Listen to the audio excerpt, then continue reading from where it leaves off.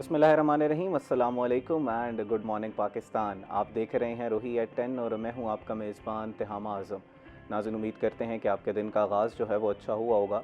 हम हमेशा अपने प्रोग्राम से तलकीन करते हैं कि आपने दिन का आगाज़ जो है वो बड़े लाइट से एक्सरसाइज के साथ करना है। नाज़रीन, हम लोग अक्सर अब ये हेडलाइंस देख रहे हैं कि मुसाफिरीन को ऑफलोड किया जा रहा है, उम्रा ज़ायरीन को जो है वो जहाज़ से उतारा जा रहा है। मुतवसत तबका अपनी पूरी ज़िंदगी की जमा पूंजी जो है वो इकट्ठा करता है, उसके बाद जो है वो उम्रे और हज का जो है वो फ़ैसला करता है। इसी के साथ साथ हम देख रहे हैं स्टूडेंट्स जो यहाँ से बाहर जाते हैं, बाहर जाके पढ़ाई करते हैं, वापस आके सर्व करते हैं, उनको भी उतारा जा रहा है। तो इसमें एफआईए का बड़ा एक नाम आता है कि उसकी वजह से अब हम देखते हैं कि सारे काउंटर्स को पास करता है एक मुसाफिर। वो इमिग्रेशन का काउंटर पास करता है, एफआईए के चेक्स एंड बैलेंस को पास करता है, जहाज़ में बैठता है, लेकिन उसके बाद जो है उसको ऑफलोड कर दिया जाता है। ये एक बहुत बड़ा मसला है। इसके ऊपर काफ़ी ज़्यादा लोगों के जो है वो एक पैनिक क्रिएट हुआ हुआ है, लोग डर रहे हैं सफ़र करने से। तो तफ़सीलन इस हवाले से गुफ्तगू करने के लिए हमारे साथ मौजूद हैं अताउर रहमान ख़ान साहब, जो कि डायरेक्टर हैं एफआईए मुल्तान ज़ोन के। अताउर रहमान साहब के बारे में बताता चलूँ कि ये एसएसपी इन्वेस्टिगेशन से बहुत ही हाई प्रोफाइल एक केस था, नूर मुकदम केस, जिसमें हमने देखा कि फिर उसके बाद उस जो है वो मुजरिम को सज़ा भी हुई और इस वक्त वो जेल की सलाखों के पीछे है। तो ये जो ऑफ लोडिंग का केस है, इसी के साथ साथ ह्यूमन ट्रैफिकिंग भी इसके साथ लिंक्ड है, हवाला हुंडी, एंटी करप्शन, इस हवाले तफसीलन आज अताउर रहमान खान सबसे जो है वो गुफ्तगू करेंगे। अस्सलाम वालेकुम sir, welcome to the show. वालेकुम सलाम। कैसे हैं सर आप? बिल्कुल अल्लाह का करम, अल्हम्दुलिल्लाह। नाज़रीन, इन्हीं के साथ हमारे साथ मौजूद हैं माहिर इमरान साहब, जो कि सीनियर रिपोर्टर हैं रोही टीवी के। आप सब जो है वो बखूबी जानते हैं, मुल्तान में जब भी जो ख़बर ब्रेक होती है साउथ पंजाब के हवाले से, नई खबर जो है वो माहिर इमरान का उसमें नाम जो है वो ज़रूर होता है। इनसे एफआईए के हवाले से भी जानेंगे। और ये जो ऑफलोडिंग का एक मामला है, उसके केसेस जो हैं वो हम देख रहे हैं बढ़ते जा रहे हैं जज ऑनरेबल हमारे कोर्ट्स में। तो उस हवाले से कोर्ट्स इसको किस तरह देख रही हैं, क्या तरजीही बुनियादों पर देख रही हैं। इसी के साथ साथ दीगर जो एफआईए के जो ग्राउंड रियलिटी है, अफसरान तो यही बताएंगे कि हम जो है वो बहुत अच्छी कारकर्दगी है हमारी, हम बहुत अच्छा काम कर रहे हैं, लेकिन लोग उन कारकर्दगी को किस तरह देखते हैं। तो ये रिपोर्टर हजरात जो जिनका नब्ज़ पे हाथ होता है अवाम की, वो इसके बारे में हमें जो है वो आगाह करते हैं। तो हमारे इमरान साहब से बेहतर कोई इंसान नहीं हो सकता जो रोही में इस वक्त मौजूद है, उनसे हवाले से जो है वो गुफ्तगू करें। अस्सलाम वालेकुम माहिर साहब, welcome to the show. Thank you so much Tama भाई, आपका शुक्रिया। आपने आज भी एक अहम टॉपिक पे हमें याद किया, बुलाया। तो इंशाल्लाह हम कोशिश करेंगे कि अपनी पूरी जो हमारी ऑब्जर्वेशन है और आवाम के जो सवालात हैं वो हम मौका में बाला तक रखें, जो इस वक्त हमारे साथ बिल्कुल। मौजूद है। मार साहब इजाज़त दें तो मैं अताउर रहमान बिल्कुल साहब से बिल्कुल स्टार्ट तामा करना भाई, चाहूँगा। अताउर रहमान साहब, ज़रा ये बताइएगा कि ये ऑफलोडिंग का मामला क्या है।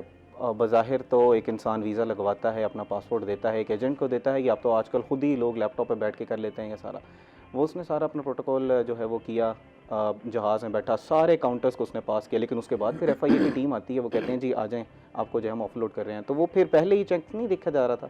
जी, बेसिकली सबसे पहले तो thank you so much for inviting me for such an important issue, जिसके बारे में कुछ हकीकत है, कुछ मिसकंसेप्शन है। अच्छा। ऑफलोडिंग, सबसे पहले तो मैं क्लियर करता चलूँ कि लोगों के जहनों में जो एक मिसकंसेप्शन है कि जहाज़ में बैठने के बाद उसको वापस बुलाया जाता है, ऐसी बात नहीं है। ओके। जब वो इमिग्रेशन काउंटर पे जाता है तो उसकी जो रिक्वायरमेंट होती है वीज़े की, या जो होस्ट कंट्री है जहाँ पे वो जा रहा है उसकी कुछ रिक्वायरमेंट होती है, दोनों चीज़ों को मिला के देखा जाता है। अगर वो पूरी नहीं हो रही तो उस हवाले से इमिग्रेशन काउंटर पे ही उसको ऑफलोड कर लिया जाता है। तो ऑफलोड बेसिकली ये होता है, number one. Number two, offloading के हवाले से बहुत सारे इश्यूज़ हैं जो कि हर कैटेगरी ऑफ वीज़ा के हवाले से मुख्तलिफ हैं, रिक्वायरमेंट मुख्तलिफ है। अगर कोई रिक्वायरमेंट पूरी नहीं हो रही तो वो रिक्वायरमेंट पूरी ना होने की वजह से ऑफलोड हो जाते हैं। मैं एक छोटी सी बात कर दूं कि इस पूरे साल में 6,41,000 लोग मुल्तान से गए हैं, उनमें से सिर्फ 2700 यानी 2700 लोग ऑफलोड हुए हैं, जो कि रेशो बनता है 0.47, यानी 1% से भी, आधे परसेंट से भी कम। उसके क्या रीजंस हैं, इस पे हम फिर डिस्कशन करेंगे वीज़ा कैटेगरी वाइज। ठीक है। अच्छा अताउर रहमान साहब, ये बताइएगा कि उसी पे डिस्कशन कर लेते हैं। जैसे ये जो 2700 लोग थे, इन्होंने अपनी पूरी ज़िंदगी की जमा पूंजी बताई, मुझे ज़रा कैटेगरी वाइज बता दें कि इसमें उम्रा ज़ायरीन कितने थे और इसमें स्टूडेंट्स कितने थे, वर्कर्स कितने थे जो डिफरेंट कंट्रीज़ में जा रहे थे। अच्छा, इसमें कैटेगरी वाइज एक है विजिट वीज़ा जी। और एक है ज़ियारात के हवाले से, जिस तरह ईरान, इराक लोग जाते हैं। इसके अलावा स्टूडेंट्स जाते हैं, इसके अलावा विजिट पे वैसे ही जाते हैं जी। इसके अलावा जो है वो वर्क वीज़ा पे जाते हैं। अब एक तो वीज़ा कैटेगरी को देखा जाता है, दूसरा जिस मुल्क में जा रहे हैं। अब मैं एक छोटी सी एग्जांपल दूं, इसमें कुछ स्टूडेंट भी ऑफलोड हुए हैं। जॉर्जिया के लिए जाने के लिए। ओके। उनका इंटरव्यू हम करते हैं। जब इंटरव्यू किया तो एक बंदा जिसने 5 साल पहले एफएससी किया है, एफए किया है, और उसका जो ओवरऑल एकेडमिक बैकग्राउंड है वो उसकी दिलचस्पी उससे जाहिर हो रही है। मैं ये नहीं कहूँगा कि वो नालायक है, लेकिन शायद उसने दिलचस्पी नहीं ली। अब 6 साल बाद वो वहाँ पे कोई इस तरह के एकेडमिक प्रोग्राम में, डिसिप्लिन में एडमिशन ले रहा है जिसका वो खुद जस्टिफाई नहीं कर रहा होता। ओके। हमने ऑफलोड किया। जिनको हमने ऑफलोड नहीं किया, रिसेंटली, वेरी रिसेंटली 2 बंदे उन्होंने डिपोर्ट कर दी। वहां पे उनको इंटरव्यू किया, वहां पे उन्होंने पूछा, आगे से वो जस्टिफाई नहीं कर सके। रीजन ये है कि ये वो कंट्रीज हैं जिनको हाई रिस्क प्रोफाइल कंट्रीज कहते हैं, जहां से ये आगे जाने की कोशिश करते हैं या वहां पे जाके इलीगल इमिग्रेंट की सूरत में वो सेटल होते हैं एसाइलम लेके, या किसी और सूरत में किसी ईस्टर्न यूरोप में जाके वो वेस्टर्न यूरोप की तरफ आना चाहते हैं डंकी लगा के मुख्तलिफ सूरतों में। ठीक, तो ये मैंने एक छोटी सी एग्जाम्पल आपको दी है। तो इन ऑफलोडेड में वर्कर्स की तादाद बहुत कम है। रीजन कि वर्कर्स के लिए लाजमी है कि आपके पास वर्क वीज़ा हो, जिस वर्क के लिए आप जा रहे हैं उसकी एक्सपर्टीज भी हो। रिसेंटली आपने देखा होगा कि एक ड्राइविंग के वीज़े पे जा रहा है और ultimately he can not even start a car. तो हम किस तरह कह सकते हैं कि वहाँ पे जाके ये क्या करेंगे? अच्छा सर, ये इसके लिए ना ज़रा प्रोटोकॉल एक पहले वज़ा कर दें कि क्या है। एक शख्स ने, चले एक स्टूडेंट के लिए भी बता दीजिएगा, एक वर्कर के लिए भी बता दीजिएगा, और उम्रे के लिए भी बता दीजिएगा कि उम्रा ज़ायरीन को फिर आप किस तरह उतार रहे हैं, उनके लिए किस तरह की जो है वो चेकिंग की जा रही है। पहले एक प्रोसेस ज़रा समझ लेते हैं नाज़रीन के लिए। यस, हर वीज़ा कैटेगरी की कुछ अलग से रिक्वायरमेंट होती है। सबसे पहले तो ये मैं कहूँगा कि जब भी आप एजेंट से वीज़ा लगवाना चाहें तो वो properly registered overseas employment promoter हो, अगर वह आप वर्क वीज़ा पे जा रहे हैं। अगर आप किसी उम्रा के लिए जा रहे हैं तो जो रजिस्टर्ड कंपनीज हैं उनसे करें। ओके। लोगों का ज़्यादा इशू ये होता है कि खुद उनको पता नहीं होता। बहुत सारे केसेस में हमने देखा है, और बाद में ये ड्यूरिंग इन्वेस्टिगेशन ऑफलोडिंग के बाद फिर एक प्रोसेस है, ठीक है, वो पता चलता है कि उसका कसूर नहीं है, लेकिन प्रोसेस उसका पूरा नहीं किया गया। उसको एजेंट ने बता दिया कि जी हमने आपका प्रोसेस पूरा कर दिया है। अब हम अगर सबसे पहले आते हैं वर्क वीज़ा पे। ओके। तो वर्क वीज़ा के लिए ज़रूरी ये है कि आपको अपने ट्रेड, अपने स्किल, जिस काम के लिए आप जा रहे हैं आपको पता होना चाहिए, number 1। Number 2, protectorate of immigration से वो स्टैम्प्ड हो। ओके। नंबर 3 कि आपको किसी कंपनी की इनविटेशन भी हो, आपको ऑफर लेटर आया हो, आपका वैलिड वीज़ा हो, आपका वैलिड पासपोर्ट हो। ओके। अब ये इंपॉर्टेंट है। लोग समझते हैं कि जी मेरे तो डॉक्यूमेंट्स पूरे थे। डॉक्यूमेंट्स आपके पूरे थे, लेकिन आपके वीज़े में अगर आपके पासपोर्ट में टाइम कम है तो आपकी वहाँ पे एंट्री बैन हो जाएगी। तो इसलिए ये बहुत सारी चीज़ें हैं जो कि आपको देखनी है। तो अगर आप डेफिशिएंट हैं तो आप नहीं जा सकेंगे, और अगर आप इवन चले जाते हैं वहाँ से आपको डिपोर्ट किया जाएगा। उसका नुकसान, एक तो आपको एक एक्स्ट्रा जो है कम्बरसम प्रोसेस से, यानी एक तकलीफ से गुजरना पड़ रहा है। दूसरा, पाकिस्तान की बदनामी। बिल्कुल। एक छोटी सी एग्जाम्पल अगर मैं दूं, जी, पाकिस्तान गुज़श्ता साल और इस साल को मिला के पाकिस्तान यूरोप में जो इलीगल इमिग्रेंट्स हैं, migration of smuggling of migration के हवाले से पाकिस्तान पूरी दुनिया में 5वें नंबर पे था। Oh my God.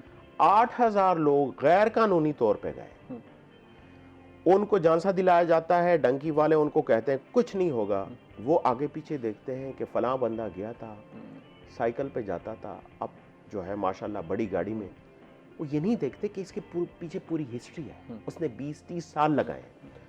हमारा नौजवान शायद, and grass is always greener on the other side, हर तरह की मुश्किलात आगे हैं। इस पर हम जो है तफसील गुफ्तगू करेंगे। सर, वो जो आप वजह कह रहे थे ना, आपने वर्कर्स के बारे में बताया कि प्रोटेक्टरेट उधर से जो है वो स्टैंप होना चाहिए। स्टूडेंट के बारे में, स्टूडेंट के बारे में, यस, स्टूडेंट के बारे में ये है कि आपका अगेन वीज़ा और पासपोर्ट वैलिड होना चाहिए।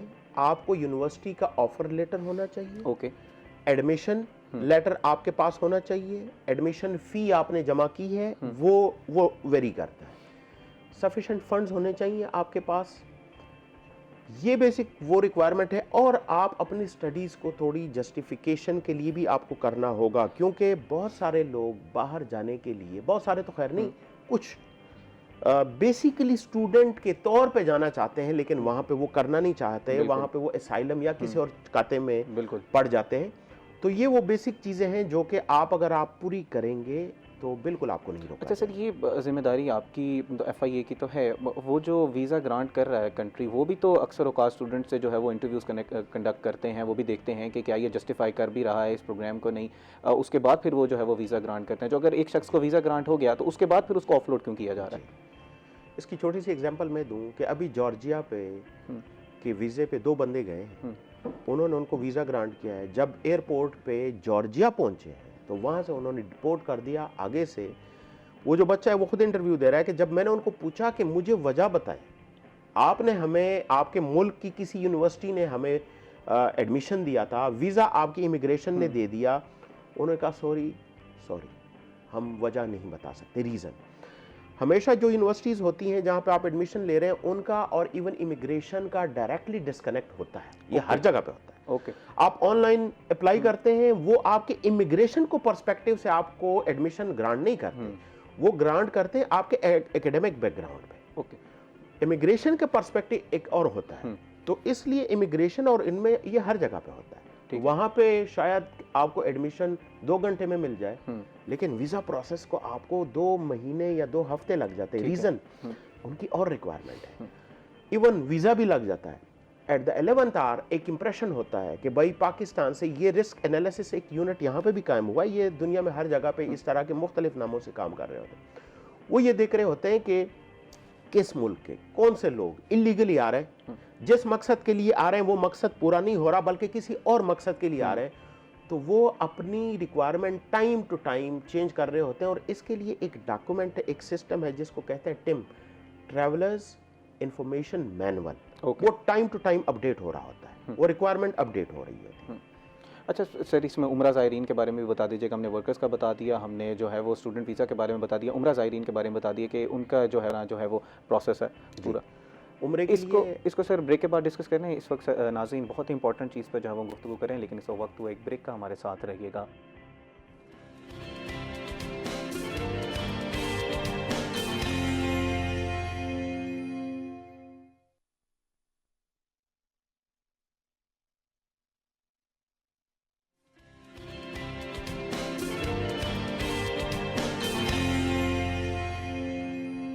वेलकम बैक नाज़रीन। ब्रेक से पहले हम ऑफलोडिंग का जो आजकल आप देख रहे हैं कि बहुत बड़ा इशू बना हुआ है और काफ़ी लोग जो है वो इसमें इस वक्त अनरेस्ट और पैनिक की सिचुएशन है, उसको जो है वो क्लियर करने की कोशिश करें। हमारे साथ अफसाना जो है वो मौजूद हैं, अफसर साहब मौजूद हैं, डायरेक्टर FIA, उनसे जो है वो तफसीलन गुफ्तगू कर रहे थे। उन्होंने सारे वीज़ा के हवाले से बताया कि किस तरह जो है वो लिया जाता है, प्रोसेस क्या है। उम्रा ज़ायरीन के हवाले से भी हम देख रहे हैं कि उनको भी जो है वो ऑफलोड किया जा रहा है। सर उसका भी प्रोसेस बताइएगा कि क्या प्रोसेस होना चाहिए। जो है वो कुछ लोग जो है वो ख़ुद भी अप्लाई करते हैं, लेकिन ज़्यादातर लोग जो है वो उनके वीज़ा कंसल्टेंट्स के पास जाते हैं और वहाँ से जो है वो अपना वीज़ा लगवाते हैं। हाँ, उम्र के हवाले से या ज़ियारात के हवाले से जो ज़्यादा कंसर्न आ रहा है वो है बैगिंग का। ओके, अभी वेरी रिसेंटली पाकिस्तान में जो फिगर्स मैं आपको बता रहा हूँ कि दुबई से तकरीबन कोई 6000 लोग बैगिंग की वजह से डिपोर्ट किए गए। और अनफॉर्चुनेटली आपको पता होगा कि दुबई ने किसी हद तक हमारे लिए वीज़े की रिस्ट्रिक्शन सख्त कर दी। अब वो लोग जो कि अपने जेन्युइन पर्पस के लिए जा रहे हैं उनके लिए प्रॉब्लम आ रही है। और दुनिया में जो हमारी बदनामी है वो अलग है। सऊदी अरब में 24,000 बेगर्स को हमें वापस कर दिया। 24,000 बहुत बड़ा नंबर है। ये आप देख लें कि अब कितनी, मतलब अब उम्रा के लिए तो अब किसी के माथे पे हम कोई वीज़ा पे तो नहीं देख सकते कि ये बैगिंग का तो वीज़ा नहीं है, लेकिन वो उम्रे पे जाके आगे बैगिंग, बहुत सारे लोग जो नाजरीन भी हैं जो देख रहे हैं उनको भी एक्सपीरियंस हुआ होगा कि उनको बहुत सारे लोग वहाँ पे मिलते हैं बिल्कुल बैगिंग के लिए।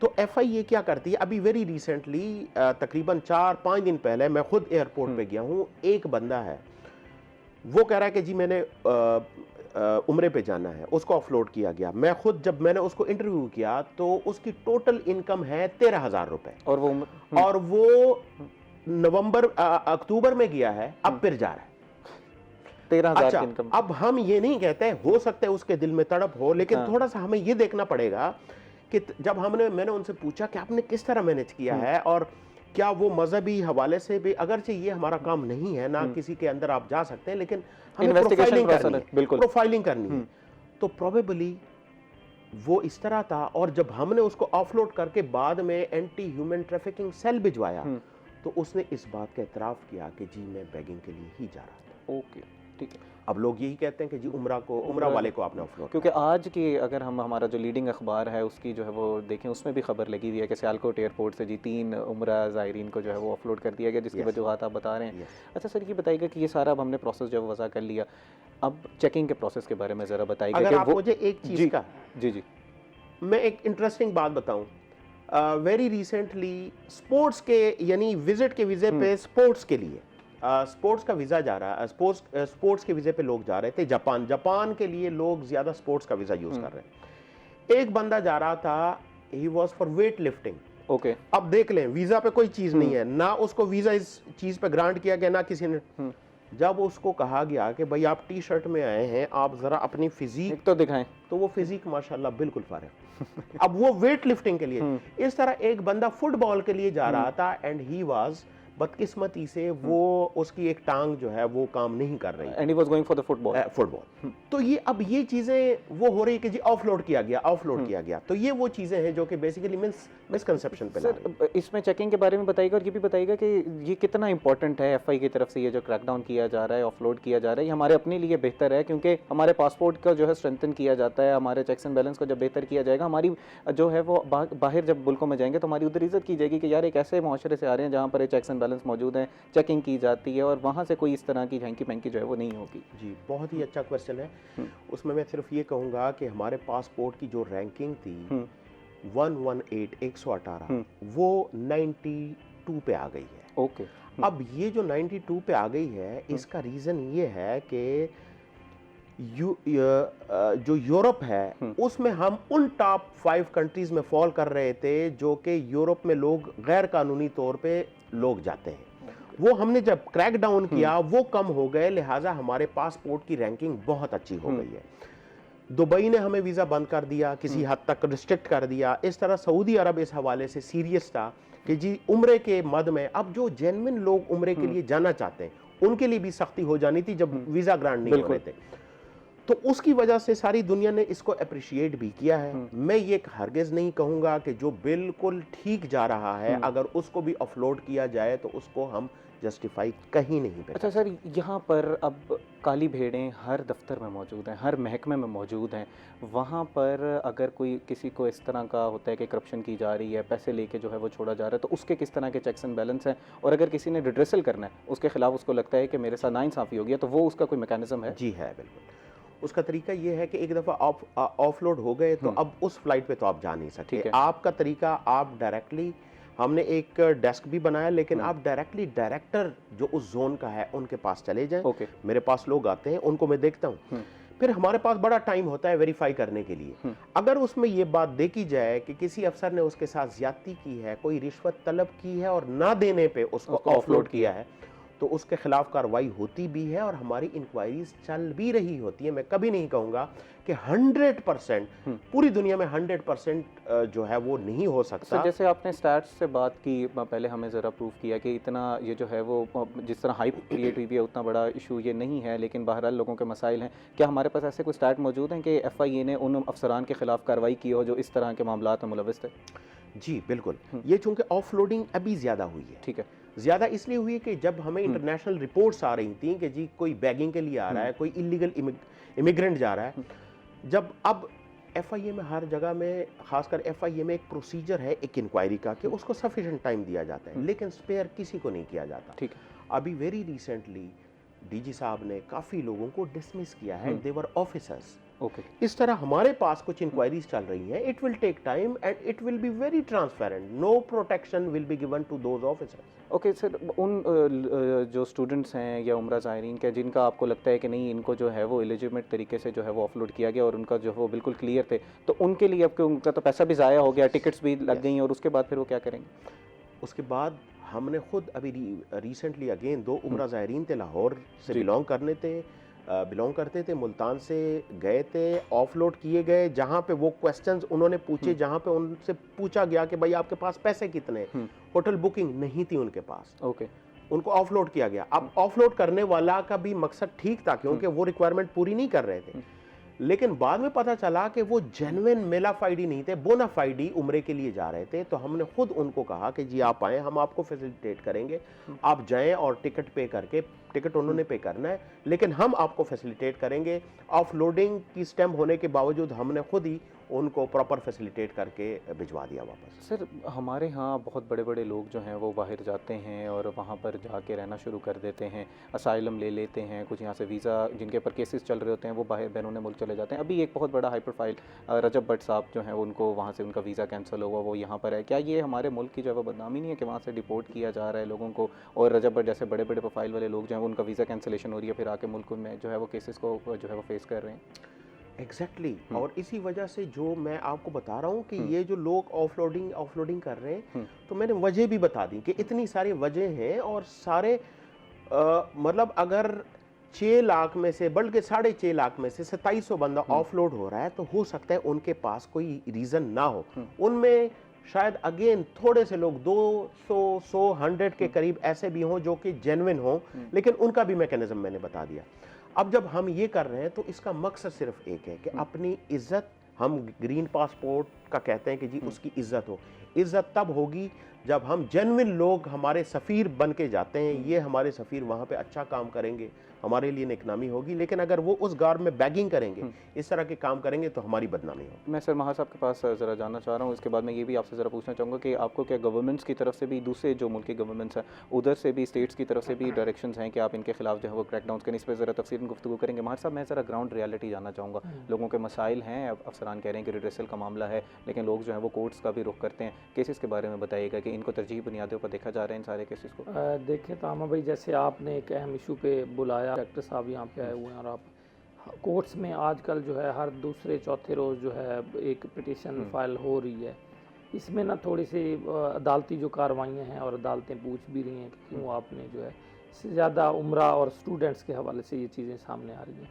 तो इसमें मेरी थोड़ी सी सजेशन ये होगी कि इसमें कोई चेक लिस्ट ऐसी बना दी जाए जो एयरपोर्ट पे वहाँ 1 या 2 मिनट होते हैं, उन क्वेश्चन के जवाब नहीं दिए तो वापस, और अगर दे दिए तो इंटर, बस इतनी सी देर में किसी को कैसे वेरीफाई किया जा सकता है। मेरा सिर्फ इतना है कि इससे पहले जब कोई वीज़ा, कोई चीज़ें आपके पास आ जाएं किसी कंट्री के लिए, तो FIA कोई डेस्क बना दे, कोई इस तरह की अवेयरनेस हो कि वो जाएं और कहें ये देखें ये चीज़ें हैं, क्या मैं वैलिडिटी है या नहीं है। जब ऑफलोड स्टैंप लग जाती है तो फिर मेरा ख्याल है वो उस मुल्क के बजाय किसी मुल्क में भी उसका जाना बहुत मुश्किल हो जाता है, और वो उस पे करैक्टर पे। और हमारे मुल्क में तो वैसे भी अगर आप किसी इन्वेस्टिगेशन का पार्ट बन गए तो वो वैसे ही एक सोशल स्टिग्मा भी हो जाता है। दूसरा, यहाँ से कोई जनूबी पंजाब से बहुत से लोग बसों के ज़रिए कराची गए और वहाँ से ऑफलोड इसलिए कर दिए गए, या अभी सर बता रहे थे कि लाहौर से 2 लोग आए और यहाँ क्वेश्चन ना, वो FIA ये समझता है कि दूसरे शहर से कोई बंदा आया हुआ है जहाँ एयरपोर्ट है, मुल्तान आया है, तो इसका मतलब है इसमें कोई वो है, वहाँ डर के मारे ये इस यहाँ से वो जाना चाह रहा है, तो वो उसको ना उस नज़र से देख रहे होते हैं। हालांकि बहुत से ऐसे भी हैं कि आप मुल्तान की टिकट देख लें और लाहौर कराची की टिकट देख लें तो ज़मीन आसमान का फ़र्क है। जिन 50 और लोगों को कराची से ऑफलोड किया गया था कि शायद ये जनूबी पंजाब से नहीं जा रहे, तो इसकी रीज़न है कि ये कोई कल्प्रिट है या कोई इसके पीछे बैगर्स या कोई हो सकता है। लेकिन ओरिजिनल ये था कि वो लोग टिकट वहाँ सस्ता था, बसों के जरिए एजेंट्स ले गए और उन्हें फ़ायदा हो रहा था, यहाँ महंगा था। मैंने जब ज़ाती तौर पर उम्रा के लिए अभी कुछ अर्सा पहले जब ट्रैवल किया तो मैं भी ऐसे ही मुल्तान से हम लोग कराची गए, हमारी एक वो कनेक्टिंग फ़्लाइट थी लाहौर से, वो कनेक्टिंग फ़्लाइट थी, पहले मुल्तान से लाहौर गए और फिर वहाँ से कराची से जो है वो बोइंग के ज़रिए जो है वो सफ़र हमने किया, जो उनका जो तो इसलिए उन 5 मिनट में जो है वो नहीं, मेरा ख्याल इन्वेस्टिगेशन नहीं हो सकती, पूरी प्रॉपर चेकलिस्ट होनी चाहिए। पहले ऑलरेडी कोई पोर्टल बना दिया जाए, हुकूमत से ये गुजारिश है, FIA से जिसका जो जून है, ऐप होनी चाहिए, पोर्टल होनी चाहिए, उसमें वो क्वेश्चनर वो करें कि ये है कि ये ना हो के अपलोड हो जाए। और जो ओरिजिनल एक भी अगर हो रहा है तो आपको पता है कि अगर किसी को बेगुनाह एक को सजा दे दी जाए तो इंसानियत का कत्ल ही है और तो कुछ नहीं है, तो इसमें चेक एंड बैलेंस होना ठीक है। अच्छा, हमारे यहाँ तो जुडिशरी का भी बड़ा मसला है ना कि ये इल्तवा का शिकार हो जाते हैं केसेस, क्या तरजीही बुनियादों पर देखे जा रहे हैं ये जो ऑफलोडिंग के केसेस हैं, लोगों की दरखास्त तो बहुत ज़्यादा आई होंगी। बिल्कुल, अभी डॉक्टर साहब भी अक्सर हमें नज़र आते हैं हाई कोर्ट में, ये भी पेश हो रहे होते हैं, अपने मौक़िफ़ भी दे रहे होते हैं, फिर मैं वही कहूँगा जिस बंदे को बेगुनाह तौर पे आपने उतार दिया है, या जो गुनाहगार भी हैं वो कोर्ट्स का सहारा लेके जाना चाह रहे होते हैं, वहाँ पे उनको लीगल गाइड कर रहे होते हैं वकला हज़रात, ये भी एक दूसरा फिनोमेना सामने आ सकता है। लेकिन उसके लिए काउंटर होना चाहिए। जो पहले जो है बहुत से एजेंट्स ऐसे हैं जो ऑन टाइम एयरपोर्ट पे उनको पासपोर्ट दे रहे होते हैं, जो उनके साथ धोखा बिल्कुल कर रहे होते हैं। इस हवाले तफसीलन गुफ्तगू करेंगे, ग्राउंड रियलिटी मजीद आपसे जानने की कोशिश करने के लिए इस वक्त हुआ एक ब्रेक का। नाज़रीन हमारे साथ रहिएगा।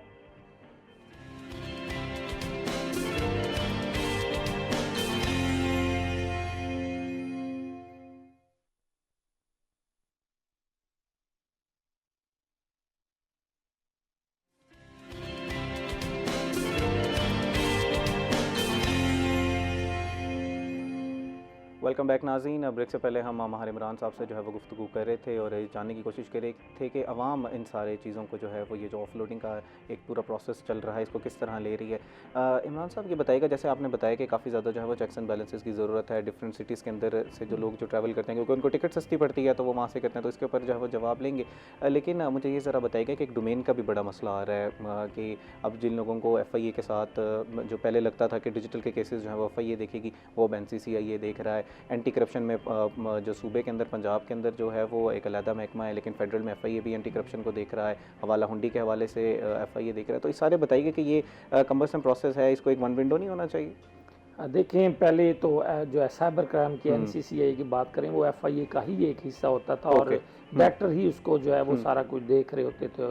लेकिन अब एक अलग महकमा बन चुका हुआ है चूँकि, तो एक सिंपल सी बात है कि जो भी सोशल मीडिया पे जो चीज़ें चल रही होती हैं कि ब्लैकमेलिंग, हेटेड स्पीच और इस तरह की जितनी भी ऑनलाइन जितनी भी ट्रांजैक्शन, ऑनलाइन कारोबार, जुआ ऐप्स वगैरह, सोशल मीडिया जहाँ पे इन्वॉल्व हो जाएगा वो डोमेन NCCIA की हो जाएगी। ठीक है, एक टू द पॉइंट एक छोटी सी बात है। और इसमें हम बात करें तो ये FIA में FIA की डोमेन अब बैठे हैं सर, उन्हें पता है कि बहुत सी वफाकी जितने भी इदारे हैं उनकी करप्शन के जो भी मामलात हैं, रेड है, मौके पे वो करना है, तो वो FIA की डोमेन होती है। और FIA की जो करप्शन है, इनके अंदर ही FIA के करप्शन एक सेल बना हुआ एंटी करप्शन सेल है, वो उसको जो है वो कर रहा है। अच्छा माहिर साहब ये बताइएगा कि अवाम इन सारी चीज़ों को किस तरह देख रही है? ये जो ऑफलोडिंग का एक मरहला है, हम देख रहे हैं कि हर सोशल मीडिया प्लेटफॉर्म पे, हमारे नेशनल न्यूज़ चैनल्स पे यही बात डिस्कस जो है वो बहुत ज़्यादा की जा रही है। लेकिन बहरहाल इन सारी चीज़ों की ज़रूरत भी है। जैसे सर बता रहे थे कि हमारी पासपोर्ट की जो है वो वैल्यू कुछ ज़्यादा बढ़ रही है और हम लोग एक जो है वो अगर कानून पर अमल करेंगे तो अच्छा शहरी होने का सबूत देंगे। और ignorance to the law is no excuse. अगर हमें कानून का नहीं पता कि वीज़ा लेते वक्त हमसे जो गलती हो गई और उसके बाद हमें ऑफलोड किया जा रहा है। बिल्कुल ऐसा ही है। बहुत से केसेस ऐसे हैं जिसमें लोगों को कुछ पता नहीं है, ले जाया किसी मकसद के लिए जाता है आगे। मैंने हाई कोर्ट मुल्तान बेंच में गुज़श्ते साल एक केस आया था, 2 लड़कियां जो थीं क्रिश्चियन लड़कियां थीं और चाइना के लड़के यहाँ से निकाह करके ले गए और ले जा रहे थे और उसको रोका गया। फिर पता चला कि बिल्कुल मुझे याद आ गया, ऑलरेडी जो मियां चन्नू से ताल्लुक था, ऑलरेडी उनकी कज़न वगैरह गई थी और पता नहीं, बाद में पता चला कि उनका मर्डर हुआ और उनके गुर्दे और चीज़ें, दिल निकाल लिया गया था और वो बड़ा हाई लेवल पे वो केस चला था। फिर इन 2 बच्चियों को रोक लिया गया था कि आपने ऐसे, वो चाइनीज़ ज़्यादा ये सिलसिला इस तरह चल रहा था। अब इस तरह आया, दुबई देख लेंगे, वो तो सर खुद ही मुख्तलिफ हम केसेस की बात करते हैं जो कोर्ट में मैं देख रहा होता हूँ कि वो बाद में विक्टिम्स मुतासरा ख़वातीन आती हैं कि हमें ब्यूटी पार्लर पे जाया गया था, लेकिन वहाँ पे मुख्तलिफ और धंधों पे लगा दिया, जो कि बहुत जुल्म था, ज़्यादती थी, तशद्दुद भी होता था। और इस तरह के जो केसेस हैं ये भी सामने आए हैं। सर ये इस तरह के केसेस और ह्यूमन स्मगलिंग हम देखते हैं कि बहुत ज़्यादा हो रही है, डंकी के मामला, तो जैसे ये माहिर साहब एक चीज़ के पर रोशनी डाल रहे हैं कि इस तरह के मामला जिसमें बाहर जाके जो है वो गैर कानूनी कामों में जो है वो मुलविस होती हैं ख़वातीन, तो इस हवाले से ज़रा बताइएगा। जी, उसमें मैं सिर्फ ये कहूँगा कि 2 इसके एस्पेक्ट्स हैं। कभी कभार तो जो ट्रैवलर है, पैसेंजर है, उसको पता होता है, लेकिन वो डंकी को एक लालच और ये सारा कुछ उसके जहन में होता है कि मैं यूरोप जाऊँगा तो ये हो जाएगा, वो हो जाएगा। कभी कभार उनको नहीं पता होता जिसकी आप बात कर रहे हैं। अब वेरी रिसेंटली 2 ख़वातीन थी, 4 ख़वातीन थी जो कि बेसिकली उम्रे पे जा रही थी। जब उनका पासपोर्ट चेक किया गया, उनका वीज़ा भी लग गया था, पासपोर्ट चेक किया गया तो वो क्रिश्चियंस थी और उम्रे के लिए जाती, उम्रे के लिए, विजिट के लिए तो जा सकती हैं, उम्रे के लिए हरमैन में कोई इजाज़त नहीं है। जा सकता। अच्छा, बाद में इंटरोगेशन हुई तो पता चला कि वो जो लेके जा रहे थे वो उनको सेक्सुअल एक्सप्लॉयटेशन के लिए लेके जा रहे थे। तो ये वो रीजन है, जिस तरह दुबई में भी बहुत सारे इस तरह के इंसिडेंट्स हुए हैं। अभी कंबोडिया की बात करें, कंबोडिया में वेरी रिसेंटली 17,000 में से 13,000 बंदे अभी तक नहीं आए। उनमें से बहुत सारे लोग जॉब ड्रीम्स उनको ऑफर किया जाता है, चूंकि वो टेक्नोलॉजी सेवी होते हैं। वहां पे जाके उनसे पासपोर्ट ले लिए जाते हैं और जबरदस्ती उनको हैकिंग पे लगाया जाता है। कुछ को जंगलात की सफाई पे लगाया जाता है। वो उनको तो ये बताया जाता है कि आपकी बड़ी अट्रैक्टिव जॉब्स हैं, अट्रैक्टिव सैलरी होगी कंबोडिया जैसे मुल्क में, लेकिन बाद में पता चलता है कि वो उनको एक्सप्लॉइट किया जा रहा है। तो हम बहुत सारी ऑफलोडिंग इसलिए भी कर रहे होते हैं कि ये जिनको हम ऑफलोड कर रहे हैं उनको अंदाजा शायद नहीं होता, लेकिन अगर वो जाते हैं तो उनको ज्यादा नुकसान होगा, एक्सप्लॉइट किया जाएगा। तो हम उनकी भलाई के लिए भी कर रहे हैं। अच्छा सर, महार साहब ने इसी पे एक जो है वो रोशनी डाली थी कि क्या इससे पहले के प्री इमिग्रेशन कुछ इस तरह की नहीं अवेयरनेस की भी बातें होनी चाहिए और कि आपको जो है बताया जाना चाहिए कि ये चेकलिस्ट है, आपने इसको फॉलो करना है। जो अपने प्रोग्राम के आगाज़ में आपने वजह भी की, मैं चाहूँगा एक दफ़ा दोबारा प्री इमिग्रेशन के बारे में बता दें और पोर्टल्स के बारे में ज़रा बताइएगा कि कोई ऐसी ऐप या पोर्टल मौजूद है। इसका जवाब दीजिएगा सर। इसके वक्त हमारे साथ एक कॉलर लाइन पर मौजूद है, उनका सवाल ले लें। अस्सलाम वालेकुम जी, अपना नाम बताइएगा और सवाल कीजिएगा। तो भाई मोहम्मद दानियाल बात करो। आज बड़ी लंबी कॉल मेरी लगा दी है आपके जी दानियाल साहब, असल में एफआईए डायरेक्टर साहब एफआईए को अतार रहमान साहब को भी सलाम ने कहा, आपके सीनियर रिपोर्टर बाहर इमरान साहब भी बैठे उनको भी सलाम। तो आज का मेरा सवाल है कि एफआईए के हवाले से ये जो लोग डोंगी वाले जाते हैं उनको ये नहीं पता होता कि हमारे साथ फ्रॉड हो रहा है, ये कुछ इनको सब कुछ पता होता है। ये सिर्फ एक ना अपनी बचत करते हैं कि हम आसान तरीके से चले जाएंगे, इनको ये नहीं पता कि कानून की गिरफ्त में बंदा है, तो इनको सबको। अच्छा, मेरा एफआईआर साहब से अतार रहमान साहब से ये भी सवाल है कि लोग ये जो ग्रुप की शक्ल में लोग बनाकर भेजते हैं, ये वीजा वाले जो भेजते हैं, जो भी प्रोसेस पीछे से होता है, ये उनकी तह तक जाए। आया इनको बंदा कौन भेजने वाला है, आया ये कहाँ से जा रहे हैं, कहाँ कौन बंदा इनको पीछे ग्रुप बनाकर भेज रहा है, इनकी वहां तय को जो बंदा भेज रहा है उसको भी पता होता है और जो जाने वाला होता है उसको भी सारी मालूमात होती है। और आजकल बड़ा एयरपोर्ट पर बड़ा अच्छा निजाम चला हुआ है कि जो लोग इस तरह फ्रॉड करके जा रहे होते हैं उनको वहीं पे रोक के वापसी भेजा जाता है। ये आजकल बड़ी अच्छी हमारी गवर्नमेंट ने पॉलिसी की हुई है, एफआईआर की भी इसमें बड़ा काम चल रहा है। और मेरा यही सवाल है कि ऐसा ही काम अताब भाई और एफआईआर डायरेक्टर साहब से गुजारिश है कि ऐसा ही होना चाहिए। ये लोग गुरु जो 2 नंबर लोग है ना, इनको फौरी तौर पर क्रैपशिप किया जाए। जी दानियाल साहब, बहुत बहुत शुक्रिया। मैं इस हवाले से जो है वो गुफ्तगू हम कर रहे हैं, यही हम जो है वो जानने की कोशिश कर रहे थे कि अब आगे का इनका एफआईए का लाएअमल क्या है, आगे जाके प्रोग्राम में ये बात करनी थी। सर मैं चाहूँगा वो जो हम पोर्टल्स की बात करें तो उसको कंप्लीट करें, उसके बाद दानियाल साहब ने जो सवाल किया कि इनकी तह तक भी अब पहुँचा जा रहा है कि उनके खिलाफ भी क्रैकडाउन किया जा रहा है। पोर्टल के हवाले से ये है कि तकरीबन हर जोन में जो है वो एक फैसिलिटेशन डेस्क अब बन गया है। उसके नंबर या कोई भी बंदा वहाँ पे डायरेक्टरेट जाके director, assistant director, deputy director से मिल के ये कर सकता है। ठीक है। जो हम इसको एक सेंट्रलाइज कर रहे हैं अभी वो ई इमिग्रेशन है, जिसको इमी का नाम दिया गया है। वो तकरीबन एक बहुत बड़ा प्रोजेक्ट है। वो बस आखिरी मराहल में, प्रोबेबली नेक्स्ट मंथ उसको लॉन्च कर दिया जाएगा। पहले इस्लामाबाद के लिए, फिर सबके लिए। उसमें फ़ायदा ये होगा कि आप 48 आवर्स पहले आप करें, अगर आपका कोई डॉक्यूमेंट, कोई छोटी मोटी चीज़ निकलती है, डेफिशिएंसी निकलती है, आप उसको पूरा करें, आपको ओके एक दफ़ा दिया जाएगा तो यू विल बी ओके। इस पे वर्चुअली आपने अपने सारे डॉक्यूमेंट जो वो अपलोड करने होंगे उस ऐप पे। ओके एग्जैक्टली, जिस तरह हमारी ये जो नादरा की डिजिटलाइजेशन की ऐप की बात करते हैं, बिल्कुल वैसे ही। ठीक है। लेकिन तब तक हम एक इंटरिम एक सेटअप वैसे मैनुअल चला रहे हैं कि हमारे ऑफिस खुले हुए हैं, जिसने जाना है पहले अगर हमें रब्ता कर लें, हमने नंबर भी दिए हुए हैं तो उनसे रब्ता कर सकते हैं। सर ये तो काफ़ी ज़्यादा आवाम आपके ऑफिस का चक्कर लगा रही होगी और इसमें तो है वो बड़ा मसला हो रहा होगा, जब क्योंकि ऑनलाइन इसीलिए की जाती है ताकि स्ट्रीमलाइन किया जाए प्रोसेस को। यस एग्जैक्टली, इसमें प्रॉब्लम तो आ रही है और आएगी भी, लोगों को कुछ को पता भी नहीं है, तो हमारे फिर भी दरवाजे खुले हैं, हमारे नंबर ऑन है। ठीक है। ये मैंडेटरी है आपके ऑफिस में आना एक दफ़ा पहले वीज़ा और सारे process? It is just a facilitation. अगर किसी को शक है कि मुझे ऑफलोड कर दिया जाए, ठीक है, उसके ठीक, अगर वो खुद चाहे, अदरवाइज वो अपना जाए, अगर उसको वो सेटिस्फाइड है कि मेरे सारे डॉक्यूमेंट्स पूरे हैं, उसको खुद लगता है तो वो चला जाए। लेकिन कल को वो ये ना कहे कि जी 11th आवर पे मुझे कर लिया। Okay okay, very good initiative. इसमें जो महार साहब ने एक और बात की थी कि डिफरेंट सिटी से लोग ट्रैवल करते हैं, जैसे अगर मुल्तान से मुझे टिकट सस्ती नहीं मिल रही, मैं मुल्तान इंटरनेशनल एयरपोर्ट के बजाय मैं कराची से अपनी जो है फ़्लाइट बुक कर लूँगा। इसके अंदर वो आपके रेड फ्लैग्स अलर्ट हो जाते हैं एफआईए के कि शायद ये जो है वो गलत कोई जी ह्यूमन ट्रैफिकिंग या कुछ इस तरह की डंकी या कुछ इस तरह का मामला हो रहा है। जी जी, सबसे पहले तो मैं ये बताऊंगा, इसका जवाब दीजिएगा सर। इस वक्त हुआ एक ब्रेक का, नाज़रीन हमारे साथ रहिएगा।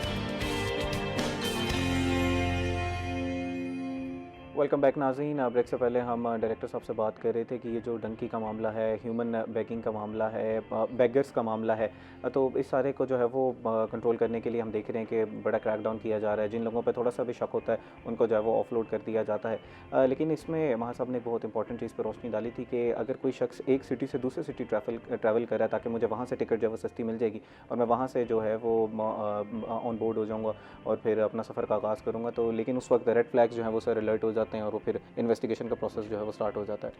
जी, उसका एक रीज़न ये है कि बेसिकली जो एडजेसेंट एयरपोर्ट होता है उसको उसके डायनामिक्स का पता होता है कि यहाँ इस एरिया में ठीक है। जो रिस्क एनालिसिस यूनिट एक रिपोर्ट जनरेट करता है कि इस एरिया में लोग किस किस मकसद, किस किस मुल्क के लिए कैसे कैसे जाते हैं। अब हमने ये सिस्टम कर लिया है कि रिस्क एनालिसिस यूनिट जो है वो सब एयरपोर्ट्स के लिए, सब के लिए एक यकसा वो प्रोफाइल एनालिसिस करता है। तो अब काफ़ी हद तक ये बात ख़त्म हो गई है, लेकिन इसमें ये बात बिल्कुल ये एलिमेंट है कि वहाँ पे अगर सस्ती टिकट मिल रही है तो वो जा सकता है। वर्क वीज़े पे तो बिल्कुल रिस्ट्रिक्शन 99% नहीं है। 1% जो है वो जस्ट ये है कि कुछ लोगों के प्रोटेक्टरेट नहीं होते, कुछ के लाइसेंसेस नहीं होते जो रिक्वायर्ड होते हैं। ठीक है। अच्छा जनाब ये भी बताइएगा कि अगर अब रिड्रेसल के बारे में आपने बड़ा तफसीलन आगाह किया था, उसके बारे में भी ज़रा बता दीजिए। और ये जो हमारे कॉलर ने एक सवाल किया था कि बिल्कुल तह तक पहुंचने की ज़रूरत है, ये जो गैंग्स हैं पूरे जो डंकी का जो है वो लोगों को गुमराह करते हैं कि हम जो आपको सुनहरे ख्वाब भी दिखाए जाते हैं, उनके खिलाफ भी अब क्रैकडाउन किस तरह किया जा रहा है और अभी तक कोई गैंग्स पकड़े भी हैं इस तरह के? बिल्कुल इस तरह पकड़े हैं, और सिर्फ ये नहीं है कि offloading, it is the initiative, और ये एक इनिशियल प्रोसेस है, यहाँ से काम चल जाता है। जब हम उनको एंटी ह्यूमन ट्रैफिकिंग सेल में उसी बंदे को जब हम आगे रिपोर्ट करते हैं तो उनकी इंटरोगेशन होती है, फिर आगे उससे वो जो गैंग है जो कि इलीगल स्मगलिंग ऑफ मिग्रेंट्स एक बहुत बड़ा, पूरी दुनिया का एक बड़ा सब्जेक्ट है, तो वो उस पे हम उसको इंटरोगेट करते हैं कि इसके पीछे किन का हाथ था, कोई ऑर्गेनाइज गैंग कर रहा है, तो उस तक पहुंचना लाजमी है। वो तो बहुत इंपॉर्टेंट है और हम कर भी चुके हैं, कर भी रहे हैं, काफ़ी सारे लोगों को पकड़ा भी है, उनको सजाएं भी दिलवाई। सर इसमें इंटरपोल की भी आप लोग हेल्प लेते हैं? क्योंकि अक्सर औकात हम लोग तो मूवी से देख सकते हैं, आप लोग तो इन्वेस्टिगेशन के प्रोसेस का पार्ट होते हैं, इन्वेस्टिगेशन कर रहे होते हैं। ये तो सेंट्रलाइज बड़ा एक लिंक होता है, बाहर डिफरेंट कंट्रीज़ में इस तरह के ग्रोह बैठे होते हैं जो आपको हेल्प करते हैं।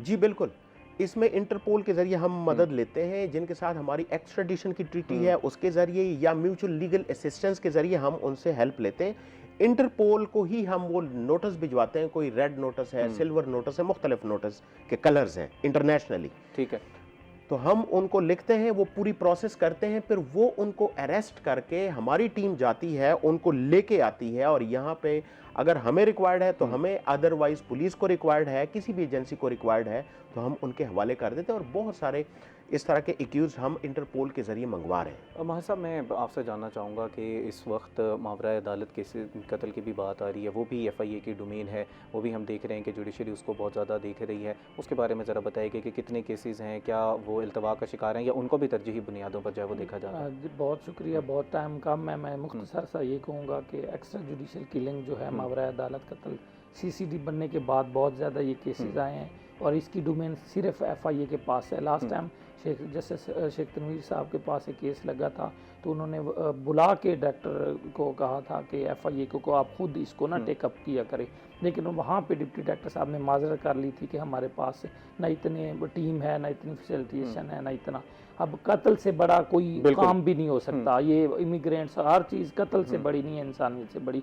तो इस मामले में बहुत ज़्यादा केसेस हैं। मुल्तान में अगर एक साल की बात करें तो 150 से ज़्यादा मावरा अदालत कातिल हुए हैं। इन पे FIA को नोटिस लेना चाहिए। लास्ट टाइम शबीर डुडी जो विहाड़ी का एक कत्ल हुआ वकील, और उसमें पूरी पंजाब के वकला 10 दिन स्ट्राइक पे बिल्कुल, रहे और स्ट्राइक उसके पे। बाद उनका जो डिमांड है वो पूरी हुई। अगर पूरा पंजाब के लोग स्ट्राइक करेंगे, एहतजाज करेंगे, तो फिर FIA टेकअप करेगा, अदरवाइज नहीं करेगा। मेरा एक छोटा सा क्वेश्चन है, तो इस पे जो है वो सर जी बैठते हैं। सर, आप इस पे कुछ रोशनी डालना जी चाहेंगे? बिल्कुल। ये जो कस्टोडियल टॉर्चर एंड डेथ के जो एक्ट है 2024 का, तो बेसिकली हम उसको देख रहे हैं और ये FIA का डोमेन है। और एक्ट के अंदर है कि जब केस हमारे पास रेफ़र किया जाएगा, कोई कंप्लेंट करेगा, इसमें सो मोटो का इख्तियार कानूनी ओके। तौर पे हमारे पास बिल्कुल नहीं है। जब कानून हमें कोई इजाज़त नहीं देता, इवन अगर किसी लोअर कोर्ट को भी सो मोटो का इख्तियार नहीं है तो वो नहीं कर सकते। इस तरह FIA भी सो मोटो नहीं कर सकते। कोई हमारे पास आता है, विहाड़ी वाला अब हुआ है तो हम उसको देख रहे हैं, यानी हम उसको इन्वेस्टिगेट कर रहे हैं। हमारे पास काफ़ी सारे DG खान, मुल्तान, बहावलपुर में जितने कस्टोडियल टॉर्चर एंड डेथ के जो केस हमारे पास रेफ़र हुए हैं, चाहे अदालत चाहे कंप्लेंट की तरफ से, तो हम उनकी इन्वेस्टिगेशन बिल्कुल मेरिट पे कर रहे हैं। ठीक है। अच्छा, इसी में इन्वेस्टिगेशन में उसी पर रिड्रेसल की तरफ आ जाते हैं कि वो शख्स जिसको आपने ऑफलोड किया, उसका टाइम पीरियड कितना है इन्वेस्टिगेशन का, उसके बाद क्या उसका क्या प्रोसेस है, और अगर वो बिल्कुल ठीक निकल आता है कि वो बिल्कुल लेजिटिमेट था, उसके सारे डॉक्यूमेंट्स पूरे थे, तो उसको उसके बाद का आगे का लाएबल ज़रा हमें समझा दें ताकि हम अब ये पूरा सम अप कर सकें और जो वो पैनिक की सिचुएशन है नाज़रीन के अंदर वो जो है वो ख़त्म हो सके। बिल्कुल, अगर किसी की रिक्वायरमेंट पूरी है या थोड़ी बहुत रहती है और वो अगले दिन या उसी दिन पूरी कर लेता है, तो बिल्कुल वो अगले दिन टिकट कराए और हम उसको फैसिलिटेट करके कंपनसेट किया जाता है सर कि वो जो टिकट। कंपनसेशन का एज सच ना हमारे पास कोई लीगल प्रोविजन है और उसकी रीजन है। अगर वो खुद तैयार नहीं है, खुद उसकी गलती है, ठीक है, उसकी रिक्वायरमेंट पूरी है लेकिन वो जस्टिफाई नहीं कर पा रहा, तो वो फिर उसके साइड पे चला जाएगा। इसलिए हमारे पास कंपनसेशन का नहीं है, हम ट्राई करते हैं किसी सूरत में, लेकिन एज सच लीगल प्रोविजन कोई नहीं है। ठीक है सर, माहिर साहब मैं आपका इस पे मौक़िफ़ जानना चाहूँगा कि अगर लीगल प्रोविज़न भी नहीं है, कंपनसेट भी नहीं किया जाता, तो उसका तो बड़ी जमा पूंजी ज़िंदगी की जो ज़ाया हो जाती है। आजकल अगर हम डिफरेंट यूरोपियन कंट्रीज़ में जिसने स्टडी वीज़ा पे जाना है तो उसका तो बड़ा खर्चा हो जाता है। फिर हम शुरुआत पे जाएंगे कि इसमें FIA को दोबारा जो है अपने इन ऑफिशियल्स को जो वहाँ काउंटर पे खड़े होते हैं FIA के, वो चेक लिस्ट और वो वेरिफिकेशन की ज़रूरत है, वो करनी चाहिए। अदरवाइज़ उनके पास जो है वो दाद रसी का तो अभी तक सच कोई वो नहीं आया। होना चाहिए। देखें, गरीब बंदा है, आगे बुकिंग नहीं है, वो कहते हैं पैसे नहीं है, उम्रे पे आप जा रहे हैं, तो उम्रे पे जो भी जा रहा होता है वो मांग के, वो मजदूरियां करके, उसकी ज़िंदगी की आखिरी ख्वाहिश यही होती है कि मैंने उम्रे की खास तौर पे। बिल्कुल। डायरेक्टर साहब मैं आपसे चाहूँगा कि if you want I would want you to sum up the whole discussion, और बिल्कुल हमारे अगर कोई चीज़ लास्ट में आप ऐड करना चाहें हमारे नाज़रीन की तो वो प्लीज़ ऐड कर दीजिएगा। जी, मैं सिर्फ अपने नाजरीन के लिए ये बात बताना चाहूँगा कि जो पैनिक खुला हुआ है, और मैं अगेन कहूँगा कि 0.47 यहाँ पे अपलोडिंग हो रही है, कोई इतनी ज़्यादा नहीं है। अगर 6,41,000 में सिर्फ 2700 बंदा हो रहा है तो उनमें तकरीबन 99% लोग वो हैं जिनके रिक्वायरमेंट पूरे नहीं हो रहे।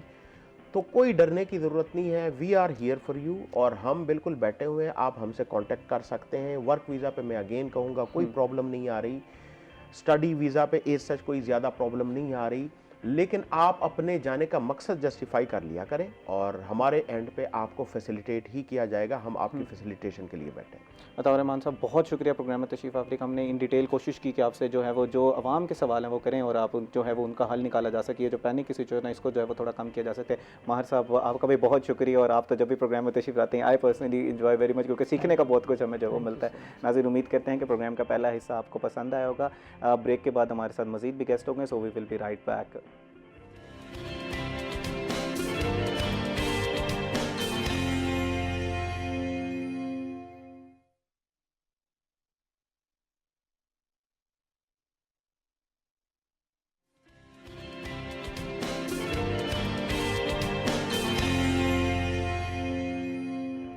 वेलकम बैक नाज़रीन। ब्रेक से पहले हम बात कर रहे थे जो ऑफलोडिंग की जा रही है FIA की जानिब से। लोगों में बड़ा अनरेस्ट है, पैनिक है कि क्या बनेगा। अब हम जमा पूंजी लोग लगाते हैं और उसके बाद सफ़र का आगाज़ करते हैं और उसके बाद जो है वो किसी एक काउंटर पे उन्हें जो है वो ऑफलोड कर दिया जाता है, कभी कभार तो जहाज़ से ही उतार लिया जाता है। तो इस सारी सिचुएशन में हमने तफसील में गुफ्तगू की। हमारे साथ डायरेक्टर FIA जो थे मौजूद थे, और उम्मीद करते हैं कि प्रोग्राम का पहला हिस्सा जो है वो आपको पसंद आया होगा और आपके जो जहन में जो सवाल हैं वो क्लियर हो गए होंगे। नाज़रीन, प्रोग्राम के इस हिस्से में हमने बात करनी है चाइना के हवाले से। बहुत लोग जो है वो बाहर जाने का ख्वाब देखते हैं कि हम जो है वो बाहर जाएँ, सेटल हों, अपनी डिग्री को जो है वो बेहतर करें और अगर वहाँ से जो स्किल सीख के आके दोबारा अपने मुल्क को जो है वो सर्व करें। इस हवाले से तफसील गुफ्तगू करने के लिए हमारे साथ मौजूद हैं डॉक्टर हमजा सुहेल साहब, जो कि असिस्टेंट प्रोफेसर हैं तारिम यूनिवर्सिटी ऑफ शेंगजियान, चाइना में पढ़ा रहे हैं। इनसे पूछेंगे कि उनका एक्सपीरियंस वहाँ पर कैसा रहा, उन्होंने किस तरह ये अपॉर्चुनिटी ग्रैब की और कि क्या किस तरह जो है वो स्कॉलरशिप ली जा सकती है। अस्सलाम वालेकुम sir, welcome to the show. Thank you so much. कैसे हैं आप? और थोड़ा सा करेक्ट करूंगा, एसोसिएट प्रोफेसर है। एसोसिएट प्रोफेसर, ठीक है। जी। नाज़रीन, इन्हीं के साथ हमारे साथ मौजूद हैं नसीम हाशमी साहब, जो कि साइकोलॉजिस्ट हैं। इनसे आज हमने पैनिक अटैक्स के बारे में बात करनी है, एंजाइटी, डिप्रेशन। आजकल हम बड़े इंट्रोवर्ट हो चुके हैं, काउच पोटैटोज़ बन चुके हैं, हम लोग बाहर नहीं जाते, लोगों से बात नहीं करते, सिर्फ हमारा मोबाइल फ़ोन्स हैं, लैपटॉप्स हैं, स्क्रीन को जो हम बहुत ज़्यादा इस्तेमाल करते हैं। तो इसकी वजह से ये जो बीमारियाँ हैं, एंजाइटी है, डिप्रेशन है, ये बहुत ज़्यादा होती जा रही हैं। इनको किस तरह जो है वो कंट्रोल किया जा सकता है, और अगर किसी को बहुत एक्सट्रीम जिस तरह पैनिक अटैक्स आना शुरू हो गए हैं, तो फिर उन्होंने किस डॉक्टर से जो है वो रुजू करना है, साइकोलॉजिस्ट के पास जाना है या साइकाइट्रिस्ट के पास जाना है? तो तफसील में सवाल से गुफ्तगू करेंगे। अस्सलाम वालेकुम sir, welcome to the show. जी वालेकुम सलाम। कैसे हैं सर आप? शुक्र है अल्लाह का, आप सुनाएं? ठीक है अल्हम्दुलिल्लाह। जनाब, मैं आपसे पहले आगाज़ करना चाहूँगा, मुझे ज़रा ये बताएं कि आजकल वेदर जो है वो बड़ा एक्सट्रीम होता जा रहा है, लोग जो है वो बड़े बारबेक्यूज़ और बोनफायर्स को एंजॉय कर रहे हैं। आपको ये सर्दियाँ का मौसम पसंद है या गर्मियाँ आपको पसंद है? देखिए, इस हवाले से जो मुल्तान की अगर बात करें तो हमें तो सर्दियाँ कुछ अच्छी लगती हैं, लेकिन क्योंकि हमने एक लंबा अरसा गुजारा होता है शदीद गर्मी में, तो उस हवाले से हम थोड़ा इंतज़ार में होते हैं कि ऐसा वेदर आए और हम थोड़ा एंजॉय करें। मेंटल हेल्थ के लिए कौन सा मौसम ज़रा जो है वो बेहतर है, या पर्सन टू पर्सन डिफ़र करता है? ये पर्सन टू पर्सन भी होता है, लेकिन जो दरमियाना मौसम होता है ना, अगस्त के बाद, अगस्त अक्टूबर, उधर से मार्च अप्रैल, इसमें मैंने देखा है लोगों का मूड भी हैप्पी होता है। और कुछ लोग जो मेंटल डिसऑर्डर में इन्वॉल्व होते हैं, उनमें ट्रिगर भी आ जाता है बाज़ दफ़ा। ठीक है। ये अगस्त और मार्च के मौसम में। और कुछ लोगों को ये सर्दियों का मौसम बड़ा डिप्रेसिव लगता है, उनको बड़ी पुरानी यादें जो है वो आने लग जाती हैं और रात को फिर वो जो है वो गमगीन होकर सोते हैं। हाँ जी, ये तो उनके पास्ट पे डिपेंड करता है कि उनका पास्ट कैसे गुजरा है। तो अगर अच्छा गुजरा है तो उसको अच्छा एंजॉय करते हैं, अगर कोई उनकी सैडनेस है, कोई उनका लॉस हुआ है, तो वो फिर उसको लेके बैठे होते हैं। हमजा साहब, आपको कौन सा मौसम पसंद है? सर्दियाँ, डू यू एंजॉय समर्स और विंटर्स? एक्चुअली मेरा जो बचपन है ना सारा वो गुजरा कोयटा में। अच्छा, ठीक है। तो और अब चाइना हूँ तो वहाँ पर भी ज़्यादा जो है विंटर्स ही होती हैं। तो विंटर हमें बेहतर लगता है, क्योंकि गर्मी में भी समटाइम बंदा ना चलने फिरने इधर उधर मूव करने के वो नहीं रहता ना काबिल, तो मज़ा नहीं आता। मुझे तो विंटर्स अच्छी लगती तो है। आप भी वो अभी जैसे पाकिस्तान आए हुए हैं, तो कोई दोस्तों के साथ है कोई प्रोग्राम बारबेक्यूज़ का, कोई बोनफायर्स का? जी बिल्कुल होते हैं, और कई जगहों पर गए भी हैं, तो मज़ा भी आता है। और यहाँ की तो सर्दियाँ ऐसी हैं जो एंजॉय की जा सकती है ना।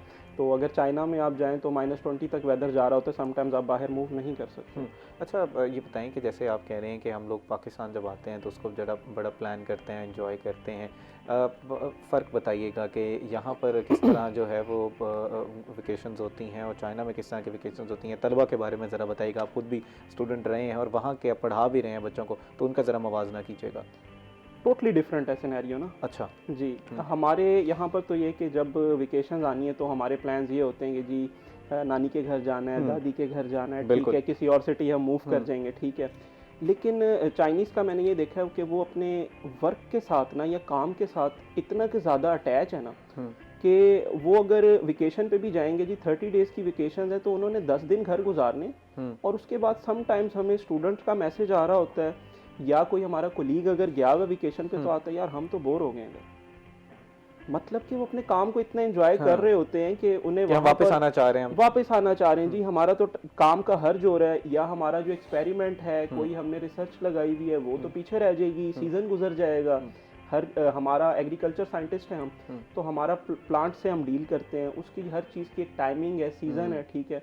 वो गुजर गया तो आप रिसर्च नहीं कर सकते। तो उनका बड़ा ही डिफरेंट है एनवायरनमेंट इस मामले में, और हर बंदा मसरूफ है, किसी के पास इतना टाइम अच्छा, हम लोग तो मूवीज़ में देखते हैं, या क्योंकि मेरा इत्तेफाक नहीं हुआ चाइना जाने का, वहाँ पर हैं वो लोग, कहा जाता है कि बहुत ज़्यादा वर्कहॉलिक हैं, काफ़ी ज़्यादा, लेकिन इसकी वजह से ओवर स्ट्रेस नहीं हो जाता है? हम लोग काफ़ी ज़्यादा लेट बैक हैं, हम अपना काम भी कर लेते हैं, थोड़ा सा एंजॉय भी कर लेते हैं। एक्चुअली हमारी कुछ आदतें देखें, हम पे रूल किया इंग्लैंड ने, ठीक है, सही है। हमारी कुछ आदतें ना यूरोपियंस वाली हैं, ठीक है, लेकिन जो ये है ना कौम, चाइनीज़ नेशन जो है, ये टोटली डिफरेंट है। जब शुरू में हम चाइना गए हमें लगता था यार ये तो मशीन है, ये कर क्या रहे हैं। स्टूडेंट सुबह जाता है, रात 12-12 बजे तक लैब में बैठा है, और ऐसा भी नहीं है कि उसे किसी ने स्ट्रेस किया कि आपने बैठना है, वो अपनी वजह से बैठा हुआ। ठीक है, उनको इन्वायरमेंट ही ऐसा बना के दिया गया है कि जो उनकी डॉर्मेट्रीज हैं वहाँ पर उन्हें नॉर्मल फैसिलिटीज़ दी गई हैं, जबकि लैब्स में ज़्यादा फैसिलिटीज़ मौजूद हैं। अच्छा, अब अगर हम ये बात करें कि हमें बहैसियत कौम या हमारे तालिब इल्मों को उनसे किस चीज़ की जो है वो सीखने की ज़रूरत है, ताकि जिस तरह उन्होंने दिन दुगनी रात चौगुनी तरक्की की और हम भी उसी तरह जो है वो तरक्की करें? हमें जो है ना फोकस्ड रहने की ज़रूरत है, ठीक है, और सबसे ज़्यादा मेहनत हम करते हैं लेकिन उस तरीके से नहीं करते जैसे वो कर रहे हैं, ठीक है, अपने काम के साथ समटाइम्स हम सिंसियर नहीं होते, ठीक है, हम खुद सीखने की कोशिश नहीं करते, ठीक है, जिस तरह का आजकल का दौर चल रहा है इंटरनेट का, ठीक है, सोशल मीडिया का, मेरा नहीं ख्याल कोई भी चीज़ लर्न करने के लिए आपको जो है ना बहुत ज़्यादा एफर्ट करनी पड़ती है, लेकिन हमारे स्टूडेंट में एक बड़ी ही खामी है जो कि मैं हमेशा इंडिकेट करता हूँ कि वो ना ऐसे नहीं करेगा कि जब भी किसी के पास कोई क्वेश्चन करने जा रहा है तो पहले उस पर रिसर्च करके जाए, ठीक है, वो आपके पास आएगा या मेरे पास आएगा और बोलेगा सर ये काम है, ये बताएं कैसे करना है, बिल्कुल, ठीक है, और इस चक्कर में वहाँ पे हमारे बच्चों की डिग्रियां लेट भी होती हैं, ठीक है, और वो बहुत ख्वार भी होते हैं। अगर मैं अपनी ही बात करूँ, जब मैं PhD में गया तो मेरी यही थिंकिंग थी, जैसे यहाँ से स्टूडेंट जाते हैं कि यार टीचर मुझे टॉपिक बताएगा, ठीक है, 3-3.5 साल में इसी में खपता रहा कि प्रोफेसर साहब मुझे आपको इतना टॉपिक बताएं, और वो कहते थे read more papers, research articles पढ़ें आप, ठीक है, और फिर जो मुझे अपनी पूरी 5.5 साल में मैंने डिग्री की, लोग 7-7 साल में भी करते हैं डिग्रीज वहाँ पर PhD की, तो जो मैंने सीखा, जो जिसे कहते हैं एक निचोड़ है, वो ये है कि सर PhD आपकी है, आपने PhD करनी है, रिसर्च गैप भी आपने निकालना है, आपने ही फाइंड करना है। अगर टीचर ने आपको ये सब चीज़ें बतानी है तो फिर वो खुद दूसरी PhD ना कर ले, वो सिर्फ आपके जो है वो गाइड करने के लिए मौजूद है, बिल्कुल ऐसा ही समथिंग, तो वो फिर आपकी वहाँ पर जो हेल्प करेगा। हमारे यहाँ तो ये जो रिसर्च के कराए जाते हैं, बिल्कुल आप सही कह रहे हैं कि रिसर्च गैप ढूंढने के लिए टीचर्स के ऑफिस में बैठे होते हैं कि सर किस तरह ढूंढना है, हम क्या करें। नसीम साहब, जैसे सर बता रहे हैं कि वर्कहॉलिक बहुत ज़्यादा है, काम बहुत ज़्यादा करें, लेकिन मेंटल हेल्थ के लिए तो ये बर्डनिंग है, आप जो है वो डिप्रेस हो जाते हैं, एंग्जाइटी का शिकार, अनवाइंड करना बहुत ज़रूरी है, रिलैक्स करना। जी बिल्कुल, कोई भी फील्ड है उसमें रिलैक्स होना ज़रूरी है, तो इसलिए छुट्टी भी रखी जाती है ताकि आप अपने माइंड को रिलैक्स करें, उसको रेस्ट दें, क्योंकि ओवर वर्किंग जो है वो बंदे को स्ट्रेस में, डिप्रेशन में डाल देती है। और साइकोलॉजी तो यही कहती है कि आप अपने माइंड को रिलैक्स करें, कुछ टाइम के बाद कुछ आवर्स रखें बाकायदा एंजॉय के लिए, आप उसको नींद पूरी करें, अपना जो काम है उसको वक्त पे करें और अपनी नींद पूरी करें, अपना रिफ़्रेशमेंट का इंतज़ाम करें, ताकि आप अपना नेक्स्ट वर्क जो है वो प्रॉपर तरीके से कर सकें। किस तरह किया जा सकता है अनवाइंड, अगर जब हम बात करते हैं कि मैं अब रिलैक्स करना चाह रहा हूँ, जैसे हमारे ऑफिस में हमें जो है वो 1 दिन की छुट्टी दी जाती है कि आप जो है रिलैक्स करें, लेकिन उस छुट्टी में भी घर के इतने काम होते हैं कि बंदे को पता ही नहीं चलता कि कब वो छुट्टी गुजर गई, तो आइडियल जो है वो क्या होना चाहिए? जी, इसके लिए बाकायदा शेड्यूल बनाना होता है, जो कि हम भी काफ़ी लोग साइकोलॉजिस्ट एज बना के देते हैं पेशेंट्स को।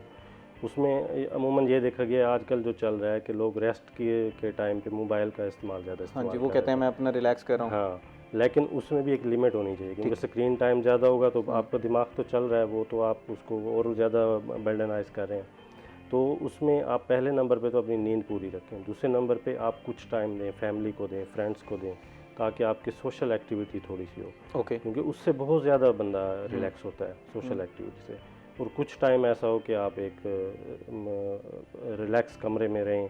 अच्छा, उसके भी ये होता है कि रेस्ट का मतलब ये होता है कि आप लाइट्स बंद करें, शोर ना हो, ठीक है, आपका मोबाइल भी बंद हो, आप बिल्कुल एक सुकून की हालत में जाएं, ताकि आपका जो माइंड का वर्किंग है वो ज़रा प्रॉपर उस पर आ जाए। ये नसीम साहब पर्सन टू पर्सन वेरी नहीं करता, कैसे अब मुझे ज़रा जो है वो सीजन्स देखना बहुत ज़्यादा पसंद है, या कॉमेडी असल मैं जॉनर बहुत ज़्यादा एंजॉय करता हूँ, तो मुझे लगता है कि जब मैं कोई इस तरह का कंटेंट देखूंगा तो मैं ज़रा रिलैक्स कर दूँगा, उसके बाद फिर जो हम अपना जो दीगर यहाँ से ऑफिस से जाने के बाद मैंने अपना पढ़ना है या कुछ और बाकी काम है वो मैं अपना कर सकता हूँ।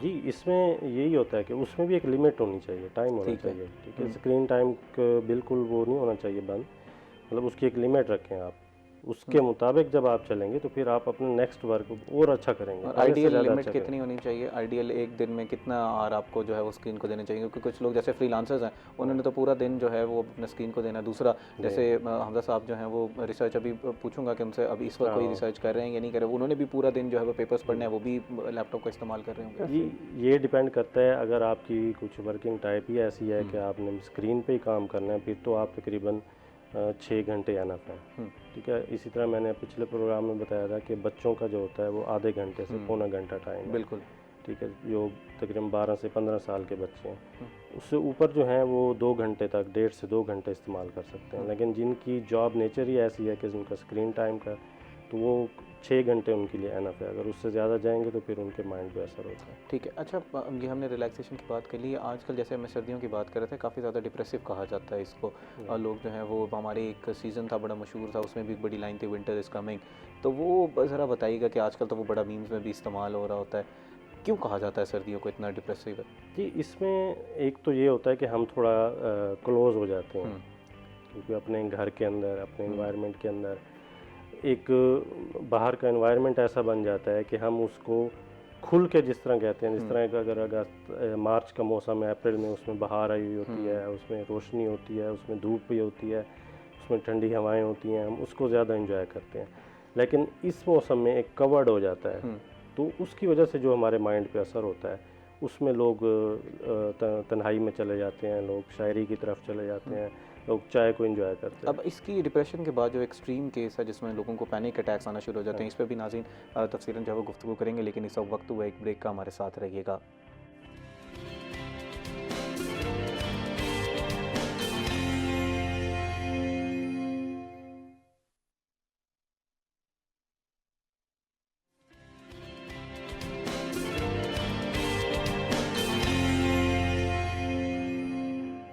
वेलकम बैक नाज़रीन। ब्रेक से पहले हम डिप्रेशन के हवाले से जो है वो गुफ्तगू कर रहे थे कि सर्दियों में क्यों इसकी जो है वो शरह जो है वो बहुत ज़्यादा बढ़ने लग जाती है, लोगों को इस तरह के सिम्टम्स आना शुरू हो जाते हैं। इसी के साथ साथ इसकी एक एक्सट्रीम केस है पैनिक अटैक्स। ये पैनिक अटैक्स क्या हैं और घबराहट और पैनिक अटैक में फ़र्क क्या है? नसीम साहब, अक्सर औक़ात लोगों को घबराहट होती है, बेचैनी होती है, नेचुरल प्रोसेस है, इसमें और पैनिक अटैक्स में फ़र्क बताइएगा। जी, पैनिक अटैक्स जो होते हैं ये एक शॉर्ट टर्म एंग्जाइटी है, यानी इसमें घबराहट होती है थोड़े वक्त के लिए, उसके 10 मिनट के लिए, 15 या मैक्सिमम 20 मिनट के लिए, उसके बाद बंदा रिलैक्स हो जाता है। जबकि जो घबराहट का मर्ज़ है, जो एंग्जाइटी है बाकायदा एक, वो लॉन्ग टर्म के लिए होता है, उसका टाइम ड्यूरेशन बहुत ज़्यादा होता है। तो पैनिक अटैक्स जब आते हैं, ये इंसान को एक वक्त के लिए तो झंझोड़ देते हैं, अच्छा खासा डरा देते हैं। इसमें पेशेंट फील करते हैं कि जी हमें कुछ हार्ट अटैक होने वाला है, कोई किसी भी किस्म का उनको खौफ पैदा हो जाता है। लेकिन अगर उनको ट्रीटमेंट ना भी दिया जाए फौरी तौर पे, तो वो 15-20 मिनट बाद रिलैक्स हो जाता है। अच्छा, इसमें अक्सर औक़ात जो पेशेंट्स हैं उनको इस तरह की फीलिंग आती है जैसे थ्रोट हमारा जो है वो बिल्कुल बंद हो रहा है, जकड़ना शुरू हो गया हाथ पाँव, कुछ लोग जो हैं वो बिल्कुल फ्रीज़ हो जाते हैं, कुछ चल नहीं सकते। तो ये extreme case of panic attacks है? जी बिल्कुल, यही इसकी अलामात हैं। इसमें एक तो जैसे सांस फूलना, घबराहट, पेशेंट को इधर छाती के मकाम पे ना घुटन महसूस होते हो, और बाज़ दफ़ा पेन की अलामात होती है, जिसकी वजह से पेशेंट समझता है कि मुझे हार्ट अटैक होने वाला है और मैं हार्ट पेशेंट हूँ। और मैंने ये देखा था कि 80% पेशेंट में जिनमें पैनिक अटैक्स होता है वो हार्ट की सिम्टम्स के साथ होता है। लेकिन जब उनकी ECG कराई जाती है या कोई भी टेस्ट तो, या उसको डायग्नोस किया जाता है, तो हार्ट की उनमें कोई सिम्टम नहीं आ रही होती, तो पैनिक अटैक होता है। इसलिए ज़्यादातर पेशेंट खुद को हार्ट पेशेंट समझते हैं। ठीक। बाकी इसमें होता है कि उसको पसीने आना शुरू हो जाते हैं, जिस तरह घबराहट में होता है। अच्छा, इसके कॉजेज़ बताइएगा कि कोई ख़ास ट्रिगर्स होते हैं कुछ लोगों के लिए, उसकी वजह से कुछ माजी के कुछ, अगर कोई प्रोलॉन्ग पीरियड ऑफ एंग्जाइटी से गुजर रहे हैं उसकी वजह से होता है, या कुछ कहा जाता है कि आपकी ईटिंग हैबिट्स की वजह से भी अक्सर औक़ात, जो पहले एंग्जाइटी है फिर आपकी कुछ ईटिंग हैबिट्स इस तरह की हैं जिससे ये जो है वो बढ़ना शुरू कर जाता है? देखें, ये बेसिकली जो है ना हमारे लाइफस्टाइल का जो है बिगाड़ है ना, उसकी वजह से अक्सर होता है। ओके। बाकी इसमें स्ट्रेस और डिप्रेशन का है रोल, और अगर कोई ट्रामा हुआ है आपके साथ, क्योंकि मेरे पास एक ऐसे लड़का आता था, वो भी उसके साथ ये स्टार्ट ऐसे हुआ कि उसके सामने उसके अंकल को हार्ट अटैक हुआ और डेथ हो गई। उस दिन के बाद उसको ये पैनिक अटैक्स आना शुरू हुआ, और जब भी वो कोई बुरी खबर सुनता था किसी की डेथ की या किसी भी एक्सीडेंट की खबर उसको आती थी, तो उसके ऊपर वही कैफियत तारी हो जाती थी, और वो हार्ट सीधा कार्डियोलॉजी भागता था, वहाँ पे टेस्ट हो रहे हैं लेकिन सब कुछ नॉर्मल होता था। तो कार्डियोलॉजी वालों ने उन्हें रेफ़र किया कि आप किसी साइकोलॉजिस्ट को चेक करें, आपका मसला हार्ट का नहीं है। तो इस तरह हमें ये पेशेंट रेफ़र होते हैं, और पेशेंट को भी ये मालूम होना चाहिए कि पैनिक अटैक्स की क्या अलामात हैं और हमें उस वक्त क्या करना चाहिए, किसके पास जाना। अच्छा, ये पैनिक अटैक्स हार्ट के प्रॉब्लम्स और गैस्ट्रो इंटेस्टिनल प्रॉब्लम्स, ये वाले प्रॉब्लम्स भी तो इंटरलिंक्ड हैं, गैस की वजह से भी तो इस तरह के प्रॉब्लम होना जी शुरू हो बिल्कुल, जाती ये है। मिक्सड हो जाते हैं और यही काम डॉक्टर का या साइकोलॉजिस्ट का है कि उसको डायग्नोस करना कि बाकी ये पैनिक अटैक है या हार्ट का है या उसका गैस्ट्रो का कोई इशू है। ठीक है। अच्छा, अब अगर किसी को ये पैनिक अटैक्स हो रहे हैं, क्योंकि ये इस तरह का इतना होता है, डिबिलिटेटिंग प्रोसेस होता है कि आप जो है वो कोई काम भी नहीं कर पाते। अक्सर औकात अगर किसी को कोई ट्रिगर है जिसके, अगर उसके सामने कुछ तरह की बात की जाती है तो उससे रोज़मर्रा के काम नहीं हो रहे होते। अब उसने जब डॉक्टर का इंतखाब करना है तो वो एक साइकोलॉजिस्ट के पास जाएगा, जो कि बड़ा लंबा प्रोसेस है। वो जो है वो उनको थेरेपी के ज़रिए ट्रीट करने की कोशिश करेंगे, या वो साइकाइट्रिस्ट के पास जाएगा जो उनको मेडिकेशंस देंगे और उससे जो है वो इसका आराम होना शुरू हो जाएगा। देखिए, इसमें पैनिक अटैक्स में हमने जहाँ तक देखा है मेडिसिन की ज़्यादा ज़रूरत ही नहीं पड़ती, ठीक है, क्योंकि ये एक फॉल्स सिम्टम्स होती हैं, इसमें हकीकत नहीं होती, ये खौफ है बिला वजह का। तो इसमें अक्सर पेशेंट जो होते हैं वो ठीक ही हो जाते हैं काउंसलिंग से, साइकोथेरेपी से। और ये एक होती है इमरजेंसी कंडीशन है, जिसके साथ भी होता है उसको फ़ौरन भागना पड़ता है। अक्सर पेशेंट हॉस्पिटल भागते हैं फ़ौरन, क्योंकि वो समझते हैं हार्ट अटैक हो रहा है या इसका कोई फालज का झटका लग रहा है या कोई इसके तरह की स्वेयर कंडीशन होती है। तो उस हालत में फ़ौरन हॉस्पिटल भागते हैं, उनको वहाँ फर्स्ट एड दी जाती है, तो वैसे भी उन्होंने 15-20 मिनट में रिकवर हो जाते हैं। तो उसके बाद उनको साइकोलॉजिस्ट के पास ही जाना चाहिए। हाँ, अगर हम देखते हैं कि उसकी सिम्टम सीवियरिटी की तरफ जा रही हैं, वो उसकी डिप्रेशन और एंग्जाइटी का लेवल बहुत ज़्यादा होता जा रहा है, जो कि हम एक टेस्ट के ज़रिए चेक करते हैं, तो फिर हम उनको रेफ़र कर देते हैं साइकियाट्रिस्ट के पास। ठीक है। अच्छा, ये इसमें साइकियाट्रिस्ट का आपने जैसे कहा कि रेफ़र कर दिया जाता है, कुछ लोग खुद ही सेल्फ मेडिकेशन करते हैं और एंटी डिप्रेशन खाना शुरू कर देंगे, और उसको वो कितने नुकसानदेह हैं, इसकी वजह से जो है वो लोगों को कई तरह के साइड इफ़ेक्ट्स भी हो सकते हैं, और वो तो कहा जाता है कि बड़ी आदत लग जाती है उन दवाइयों की। जी, ये जो सेल्फ मेडिकेशन का इशू है ये हमारे यहाँ बहुत ज़्यादा है, और इसकी जो साइड इफ़ेक्ट्स हैं वो शायद लोगों को मालूम नहीं है।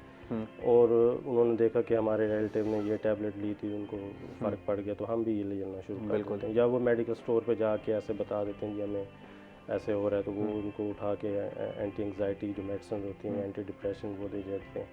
तो ये बिल्कुल मैं इस चीज़ से सख्त मना करता हूँ कि ये बग़ैर साइकियाट्रिस्ट के आप एडवाइस के मेडिसिन बिल्कुल ना लें, और कोशिश करें कि इस तरह की मेडिसिन को आप अपनी हैबिट ना बनाएं। हमजा साहब, मैं आपसे जानना चाहूँगा, हाउ डू यू अनवाइंड, आप किस तरह रिलैक्स कर, और जैसे आप बता रहे थे कि वर्क तो बहुत डिफरेंट है यहाँ में और पाकिस्तान, चाइना में और पाकिस्तान में, तो आप किस तरह रिलैक्स करते हैं?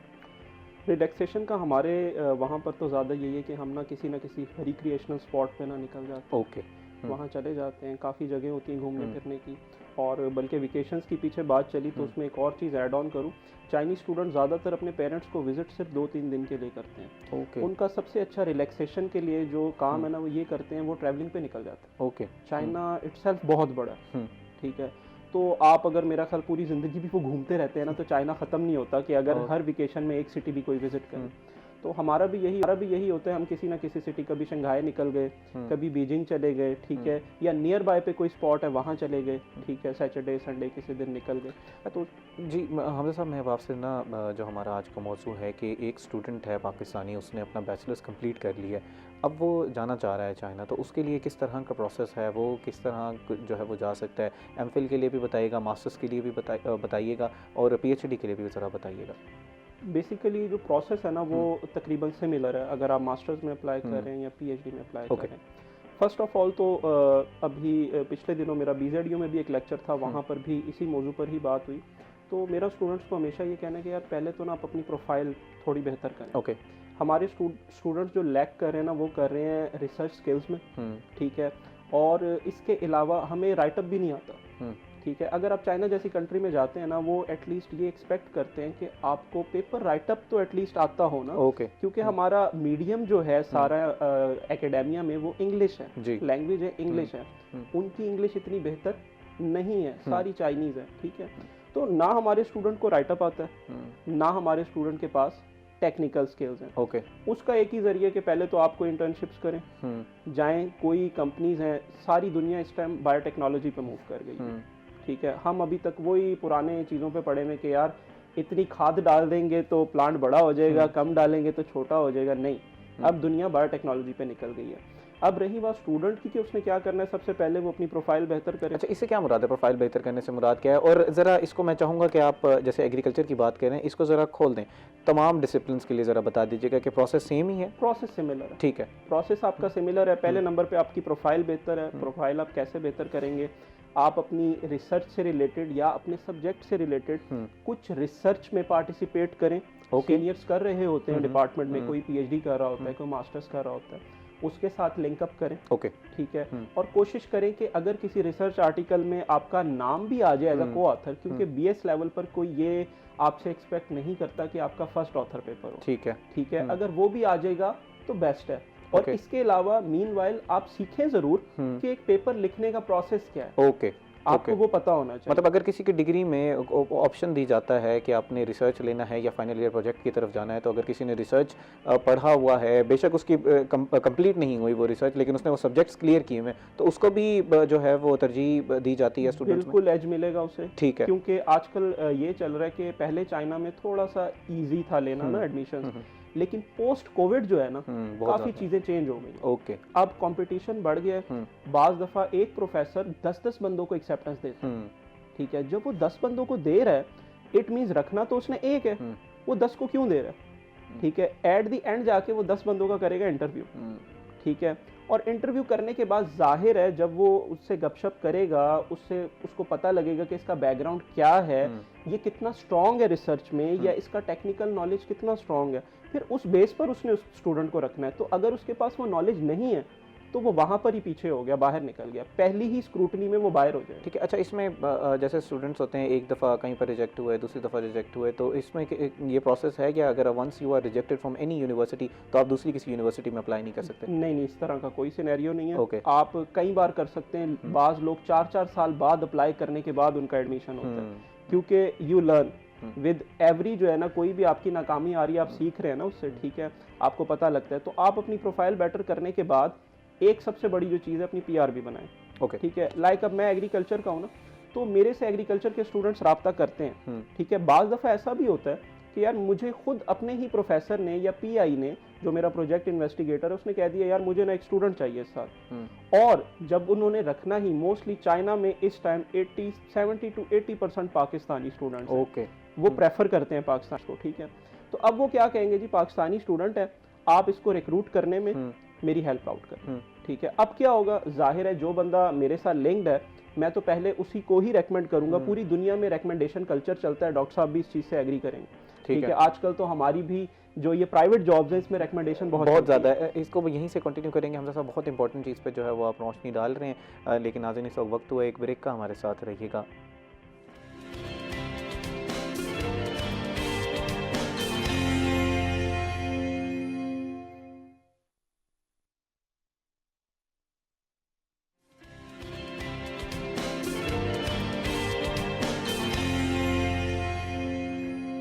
वेलकम बैक नाज़रीन। ब्रेक से पहले हमजा साहब जो है वो हमें प्रोसेस समझा रहे थे कि किस तरह एक स्टूडेंट यहाँ से जो है वो चाइना की तरफ जो है वो इमिग्रेट कर सकता है, किस तरह की अपॉर्चुनिटीज़ उनके पास जो है वो अवेलेबल हैं। जैसे हमजा साहब ने बताया कि प्रोफाइल बेहतर करने की ज़रूरत है। हमजा साहब आप प्रोफाइल को ज़रा एक्सप्लेन कर रहे थे कि उससे क्या मुराद है प्रोफाइल बेहतर करने से? प्रोफाइल बेहतर करने से मैं यही बता रहा था कि आपके पास रिसर्च स्किल्स होने चाहिए, और एटलीस्ट एक आधी आपकी ना रिसर्च पब्लिकेशन होनी चाहिए, चाहे वो को ऑथर में है। अगर फर्स्ट ऑथर में हो तो फिर तो जिसे कहते हैं कि सोने पे सुहागे वाली बात है। ठीक है। इसके अलावा आपके लिंक्स मैटर करते हैं। फिर अब आगे आ जाता है एक फॉर्मल प्रोसेस। क्या है फॉर्मल प्रोसेस? यही है कि आप पहले तो यूनिवर्सिटीज़ आप सर्च करेंगे चाइना में कि यार कौन सी यूनिवर्सिटीज़ हैं। चाइना में बहुत यूनिवर्सिटीज़ हैं। समटाइम्स अब जिस सिटी से मैंने पीएचडी की थी, वुहान नाम है, जहाँ से कोविड स्टार्ट हुआ था। ठीक है। काफ़ी मशहूर सिटी। तो वहाँ पर मेरा ख्याल चाइना में सबसे ज़्यादा यूनिवर्सिटीज़ हैं। ठीक है। 100+ यूनिवर्सिटीज़ होंगी सिर्फ एक शहर में। आपने यूनिवर्सिटीज़ टारगेट करनी है, उसके बाद आप उनकी फैकल्टी सर्च करेंगे कि आपसे लिंक्ड कौन सा प्रोफेसर कर रहा है आपके सब्जेक्ट से रिलेटेड, और फिर फॉर्मल तरीके से एक ईमेल आप कंपोज करेंगे, साथ अपना कवर लेटर अटैच करेंगे, सीवी अटैच करेंगे और भेज देंगे। लेकिन इधर भी जो खामियां आती हैं वो मैं थोड़ी सी हाईलाइट कर देता हूँ। वो ये आ जाती है कि हमारा स्टूडेंट ये करता है, एक ईमेल लिखता है और सीसी में 100 जो है ना उसने कोई ईमेल्स और डाली होती हैं। बिल्कुल। और वो बाकायदा तौर पे, हम तो अब एकेडेमिया से लिंक है, टीचर्स खुद बुला के दिखा रहे होते हैं यार ये क्या कर रहे हैं आपके स्टूडेंट्स ना, आप माशाल्लाह इतना अच्छा परफॉर्म कर रहे हैं तो वहाँ गाइड नहीं करते, ठीक है। हम फिर यही कहते हैं कि सर स्टूडेंट्स हैं, बच्चे हैं, अभी मैच्योर है, नहीं पता इन चीज़ों का, तो ये चीज़ें नहीं करनी। फिर उसके बाद अगर वो टीचर आपके साथ एग्री करता है, फिर वो आपके साथ समटाइम्स फॉर्मल इंटरव्यू रख लेता है। ओके कि जी आप मुझे अब बताएं कि आपको मैं बुला तो रहा हूँ, आप मेरे लिए करेंगे क्या यहाँ, ठीक है। कर तो हम कुछ नहीं सकते, सीधी बात है। मैं हमेशा ये कहता हूँ कि जो यहाँ से स्टूडेंट जाता है वो रिसर्च स्किल्स में जीरो होता है। बिल्कुल, हम भी गए तो हमें कुछ नहीं आता, बिल्कुल ऐसे ही है, ठीक है। तो वो अगर आपको रखेगा तो आपकी सिर्फ जो सब्जेक्ट से रिलेटेड बेसिक जो नॉलेज है ना, वो अगर स्ट्रांग है तो रख लेगा, या आपकी एक आधी पब्लिकेशन है उससे रिलेटेड पूछ के आपको रख लेगा।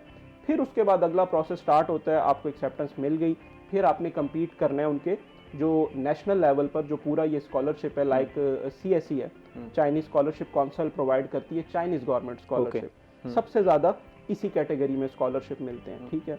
फिर आप कम्पीट करेंगे यूनिवर्सिटी में। अगर यूनिवर्सिटी ने 50 स्टूडेंट्स को कहा है हमने रिक्रूट करना है, तो हो सकता है वो एजेंसी कहे कि जी इस बार 25 सीट्स आपको मिली हैं, तो अगर आप वहाँ पे लकी इनफ हैं तो आपका वहाँ एडमिशन हो जाएगा, ठीक है। अच्छा, जैसे आप बात करें कि PR स्किल्स किसी की ना हो और उसके पास पब्लिकेशंस भी नहीं है और उसने रिसर्च के हवाले से कोई सब्जेक्ट्स पढ़े हुए भी नहीं है, तो फिर उसके जो chances of getting the scholarship है वो बहुत कम हो जाते हैं। अगर वो टेक्निकल साइड पे जाना चाह रहे हैं, वो रिसर्च नहीं करना चाह रहा, वो कोई जो है वो, जैसे अगर हम अपनी मीडिया की फील्ड की बात करें, वो फिल्म मेकिंग या इस तरह की जो हार्ड स्किल्स हैं उसकी तरफ जाना चाह रहा है। मैं अभी आपको बताता हूँ, मैं इसी तरफ ही आना चाह रहा था।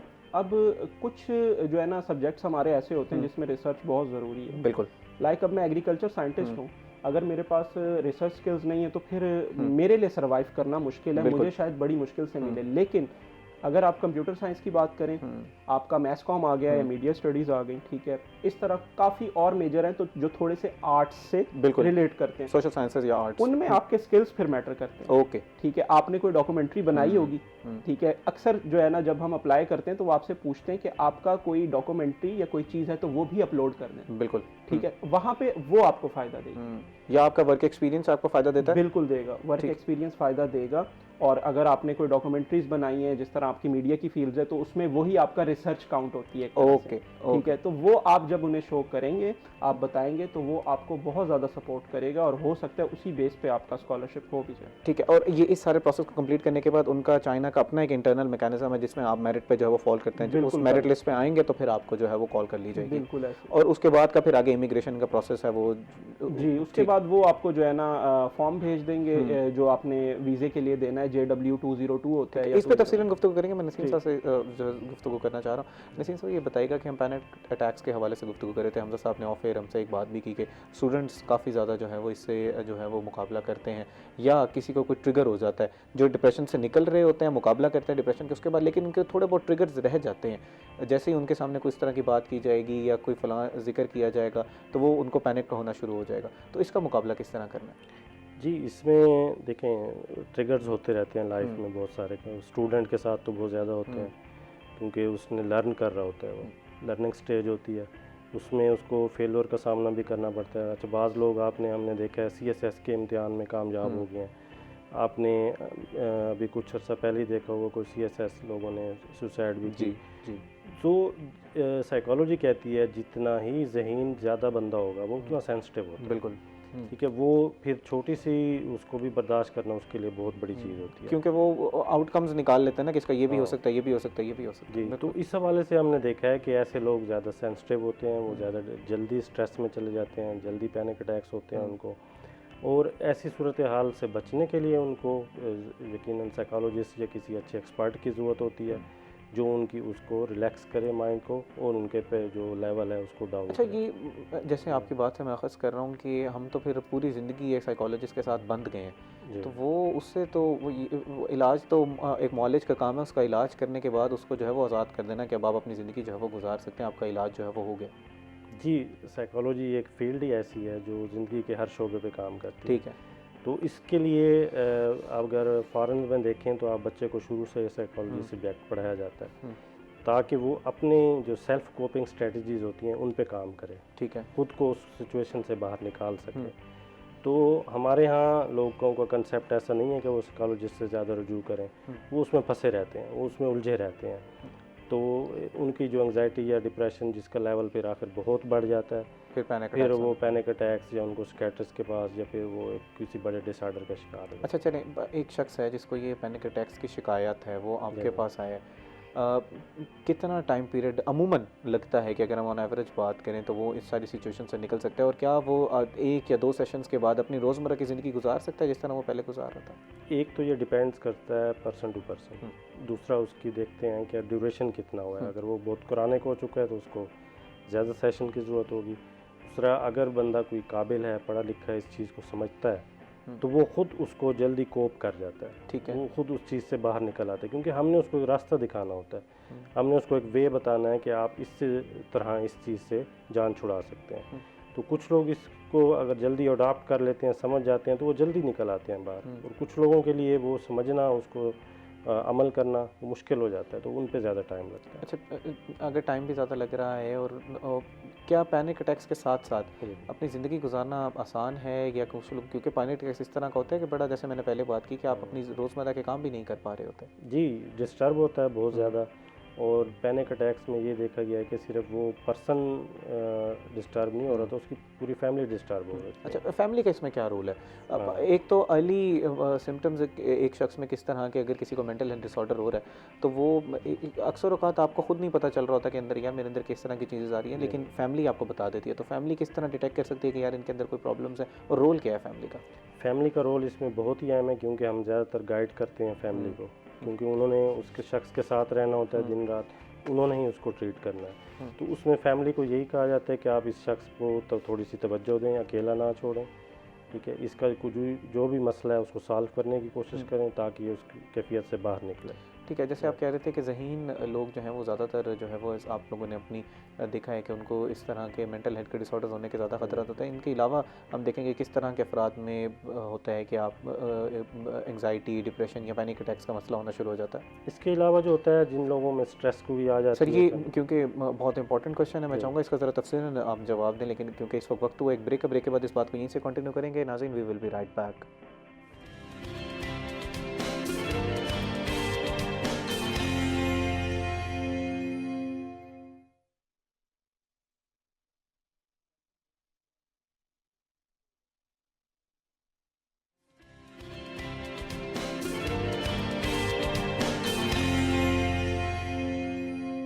वेलकम बैक नाज़रीन। ब्रेक से पहले हम पैनिक अटैक्स के हवाले से जो है वो गुफ्तगू कर रहे थे। अब ज़रा हम नसीम साहब से कहेंगे कि इनके सॉल्यूशंस की तरफ आएँ कि किस तरह जो है वो इनका इलाज किया जा सकता है।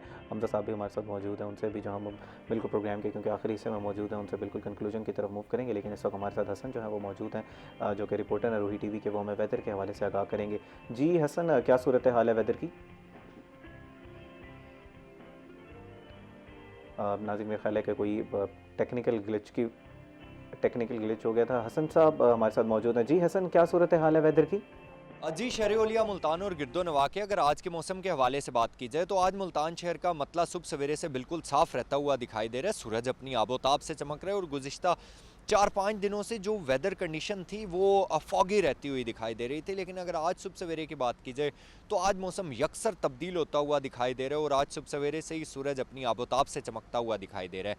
आज अगर शहर के कम से कम दर्जा हरारत की बात की जाए तो आज मुल्तान शहर का कम से कम दर्जा हरारत 9 डिग्री सेंटीग्रेड पर रिकॉर्ड किया गया, जबकि ज़्यादा से ज़्यादा दर्जा हरारत आज शहर और गिरदो-नवाह का 22 से 23 डिग्री सेंटीग्रेड तक जाने के इम्कानात ज़ाहिर किए जा रहे हैं। सुबह सवेरे की बात की जाए तो सुबह सवेरे आज मुल्तान शहर में मोटरवे को हर किस्म के ट्रैफिक के लिए बंद कर दिया गया था, लेकिन तकरीबन 9:15 साढ़े 9 बजे करीब मोटरवे को हर किस्म के ट्रैफिक के लिए खोला गया, और हम इस वक्त मोटरवे पर ही मौजूद हैं, जहाँ पर जो ट्रैफिक की आमदोरफ्त है वो इसी तरीके से जारी व सारी है। और तर्जमान मोटरवे की जानिब से ये कहा जा रहा है कि हद निगाह में बेहतरी के बाद मोटरवे को हर किस्म के ट्रैफिक के लिए खोल दिया गया। मज़ीद ये भी शहरियों के लिए कहा जा रहा है कि अव्वल तो शहरी गैर ज़रूरी सफ़र से परहेज़ करें। अगर सफ़र करना ज़रूरी भी हो तो शहरियों को चाहिए कि दिन के टाइम में सफ़र करें और फॉग लाइट्स के इस्तेमाल को यकीनी बनाएं। एयर क्वालिटी इंडेक्स की बात की जाए तो आज शहर का एयर क्वालिटी इंडेक्स भी गुज़िश्ता रोज़ के निस्बत कदरे बेहतर है, जो कि आज 170 पॉइंट्स पर रिकॉर्ड किया गया, और पाकिस्तान के फ़िज़ाई आलूदा तरीन शहरों की लिस्ट में मुल्तान आज 11वें नंबर पर स्टैंड करता हुआ दिखाई दे रहा है। आइंदा आने वाले दिनों के हवाले से बात की जाए तो महकमा मौसमियात की जानिब से कहा जा रहा है कि आइंदा आने वाले दिनों में मुल्तान शहर का मतला जुज़वी तौर पर अबर आलूद रहेगा। सूरज और बादलों की आंख मचोली का सिलसिला जारी और सारी रहेगा, और हफ्ते और इतवार के दरमियानी शब को मुल्तान शहर में हल्की बूंदाबांदी के इम्कानात भी जाहिर किए जा रहे हैं। जी, बहुत शुक्रिया हसन, आपने तफसीलन आगाह किया कि इस वक्त वेदर की क्या सूरत हाल है। जैसे आप नाज़रीन हसन बता रहे थे कि गैर ज़रूरी सफ़र से जो है इज्तनाब करें, और जो आपको तलकीन की जा रही है हुकाम की तरफ से कि आपने इस मौसम में अपना ध्यान रखना है, इंडिकेटर्स और ये जो हमारे ट्रैफिक कवानीन है उसके ऊपर जो है वो ख़ास तौर पर अमल करना है, तो उन सारी चीज़ों पर अमल करें ताकि आप अपना भी ख्याल रख सकें और आपके इर्द गिर्द जो लोग जो दीगर रोड का इस्तेमाल कर रहे हैं उनका भी ख्याल जो है वो रखा जा सके। नसीम साहब, मैं आपसे चाहूँगा कि अब हम बिल्कुल प्रोग्राम के आखिरी हिस्से में मौजूद हैं, कंक्लूजन की तरफ मूव करते हैं। इस पैनिक अटैक्स का इलाज क्या है और फैमिली का इसमें रोल क्या है? जी, आपके प्लेटफॉर्म के थ्रू मैं ये मैसेज देना चाहूँगा कि अगर घर में किसी को पैनिक अटैक होता है, फ़ौरन आप उसको रिलैक्स करें, मतलब उसको लिटा दें। अगर वो काम कर रहा है तो उसको काम बंद करा के उसको लिटा दें और उसको डीप ब्रीदिंग की एक्सरसाइज होती है वो कराई जाती है। इसके अलावा उसके अगर फिट्स पड़ना स्टार्ट हो चुके हैं तो उसमें ये होता है कि हाथ मुड़ जाते हैं या मुंह टेढ़ा हो जाता है, तो उसको आप ज़बरदस्ती हाथों को सीधा नहीं करेंगे, उसमें फ्रैक्चर के चांस हो जाते हैं। तो आप उसको थोड़ी देर के लिए 5-10 मिनट के लिए बिल्कुल बॉडी को रिलैक्स कर दें। अगर उसने टाइट कपड़े पहने हुए हैं वो खोल दें ताकि उसका सांस सही तरह से हो, उसको ऑक्सीजन की फराहमी हो। अगर 5 से 10 मिनट में वो कंट्रोल ना हो रहा हो तो आप किसी करीबी हॉस्पिटल या डॉक्टर के पास ले जाएं ताकि उसको वो फर्स्ट एड दी जा सके। पानी या कुछ इस तरह की चीज़ पिलाई जा सकती है उस टाइम पे? जी, पानी थोड़ा सा पिला सकते हैं उसको, अगर उसको वॉमिटिंग नहीं है। अगर वॉमिटिंग है तो फिर आप उसको लिक्विड या कोई भी चीज़ ना दें। ठीक है। हमजा साहब, मैं आपसे भी जानना चाहूँगा कि आप जो वो इमिग्रेशन के प्रोसेस की बात कर रहे थे कि उसके बाद जो वो फॉर्म आएगा और उसके बाद क्या की जो डिटेल्स हैं वो ज़रा बता रहे थे स्टूडेंट्स के लिए, वो भी बता दीजिएगा। फॉर्म आपके पास आ जाएगा, उसके बाद फिर ये है कि आपने अपनी डॉक्यूमेंटेशन कंप्लीट रखनी है। ठीक है, जो डॉक्यूमेंट्स रिक्वायर्ड हैं, लाइक हमने डिग्रीज जितनी भी होती हैं वो रिस्पेक्टिव बोर्ड से या HEC से अटेस्टेशन करवानी होती है। समटाइम्स आप मोफा से भी करवाते हैं, मिनिस्ट्री ऑफ फॉरेन अफेयर्स से भी। वो चीज़ें आप कंप्लीट करेंगे और वो वाला जो डॉक्यूमेंट आपको यूनिवर्सिटी भेजेगी वो लेके जाएंगे और जाके अप्लाई कर देंगे। अगर आप सेल्फ पे अप्लाई करें, कुछ लोग सेल्फ पे भी करते हैं लाइक मेडिकल के स्टूडेंट्स, ठीक है, तब आपने अपनी बैंक स्टेटमेंट भी लेके जानी है। लेकिन अगर आपका स्कॉलरशिप है तो फिर आपको बैंक स्टेटमेंट की किसी किस्म की जरूरत नहीं। यूजुअली जैसे अब आपने बात शेयर कर दी कि अगर स्कॉलरशिप नहीं मिली किसी स्टूडेंट को और वो सेल्फ पे जाना चाह रहा है तो कितनी कॉस्ट हो जाती है, और अगर हम उसका मवाजना करें, स्टूडेंट्स जो हैं वो यूरोपियन कंट्रीज़ की तरफ मूव करते हैं, उसका और चाइना के ज़रा मवाजना करें, क्या उनसे कम है या उनके बराबर ही आपको पड़ जाती है? चाइना के लिए मोस्टली जो आपको बैंक स्टेटमेंट चाहिए ना वो तो 7 से 8 लाख की चाहिए, ठीक है, इतनी ज़्यादा नहीं चाहिए। लेकिन अगर आप फीस की बात करें वो पर ईयर ली जाती है। ठीक है, वो होती है कहीं 40,000 RMB होती है पर ईयर, कहीं पे 50,000 होती है। ठीक है, तो आप वो देख लें कि कितने बन जाते हैं। 41 है तो उसको आप मल्टीप्लाई कर लेंगे, जितने होंगे उस हिसाब से। तो ये क्या वहाँ पर जाके स्टूडेंट्स पार्ट टाइम जॉब्स करके या उसमें निकाल सकते हैं या वो अलाउ नहीं है स्टूडेंट को? इस चीज़ में मैं बिल्कुल जो है ना यहाँ ऐड ऑन करूँगा और ये बहुत इंपॉर्टेंट बात है। चाइना में अगर आप स्कॉलरशिप पे जा रहे हैं then you are not allowed to do any job. Okay जी, उसमें फिर ये है कि आप डिपोर्ट भी हो सकते हैं। अगर आप सेल्फ पे जा रहे हैं उस पे भी अलाउड नहीं है, लेकिन उन पे थोड़ा सा हल्का हाथ रखा जाता है क्योंकि वो फी पे कर रहे हैं। But legally they are not allowed to work. Legally not allowed, आप नहीं कर सकते यूरोपियन कंट्रीज की तरह। और इसमें एक चीज़ और ऐड कर दूं, सिर्फ चाइना ही नहीं है, चाइना में इस टाइम ना कंपटीशन बढ़ गया है। लोग चाइना सिर्फ इसलिए जाना चाहते हैं कि खर्चा कम है। ठीक है, लेकिन चाइना में क्या है कि एक सीट के ऊपर या एक वैकेंसी के ऊपर जो टीचर के पास या प्रोफेसर के पास आई है, इस वक्त सम टाइम 40-40 बंदा भी होता है। ओके, तो अगर स्टूडेंट थोड़ी सी हिम्मत कर ले और आइट्स कर ले या PTE कर ले तो फिर यूरोप में उसके चांस और ज़्यादा बढ़ जाते हैं, क्योंकि यूरोप में लोग जाते इसी वजह से नहीं कि उनके पास आइट्स नहीं होता या PTE नहीं होता। ठीक है, तो हम इसमें भी बड़ी हेल्प आउट करते रहते हैं। हम स्टूडेंट्स वहाँ पर हमने अपनी जो है ना बनाई हुई है, कुछ ग्रुप्स बनाए हुए हैं, किसी स्टूडेंट की कोई इस तरह की हेल्प हो हम वो भी करते हैं कि यार चले उसका फ्यूचर बेहतर हो जाए, कोई मसला नहीं। लेकिन अच्छा, इसमें लैंग्वेज बैरियर का भी तो एक बहुत बड़ा उनको कंसर्न होता है, और लोग ये भी कह रहे होते हैं कि हम जो है वो सेटल हो जाएंगे बाहर जाके और वापस जो है वो सिटीजनशिप की तरफ चले जाएंगे, तो ये भी एक बहुत बड़ा कंसर्न होता है। लैंग्वेज बैरियर अनटिल अनलेस आप USA, कनाडा, ऑस्ट्रेलिया नहीं जाते रहना है। यूरोप में सब मुल्कों की अपनी लैंग्वेज है, डॉक्टर साहब भी एग्री करेंगे। ठीक है, और चाइना की वैसे ही चाइनीज है। ठीक है, तो लैंग्वेज आपको आके देखनी पड़ेगी, सीखनी पड़ेगी। अब तो पाकिस्तान में काफ़ी इंस्टीट्यूट्स खुल गए हैं। अगर आप, मेरा लास्ट टाइम लगा चक्कर इस्लामाबाद, तो वहाँ तो हर 2-3 मिनट बाद आपको एक आधा चाइनीज़ नज़र आ जाता है। ठीक है, और अगर आप सीखते हैं तो उसका फ़ायदा भी है, और जब आपकी शुरू होती है डिग्री तो वो आपको कोर्स करवाते भी हैं। ठीक है। तो उसमें फिर मैं यही ऐड करूंगा कि जब स्टूडेंट वहाँ जाता है, मेरा यही कहना है कि वो ना उस पर तवज्जो दे। लैंग्वेज बहुत फ़ायदा देगी।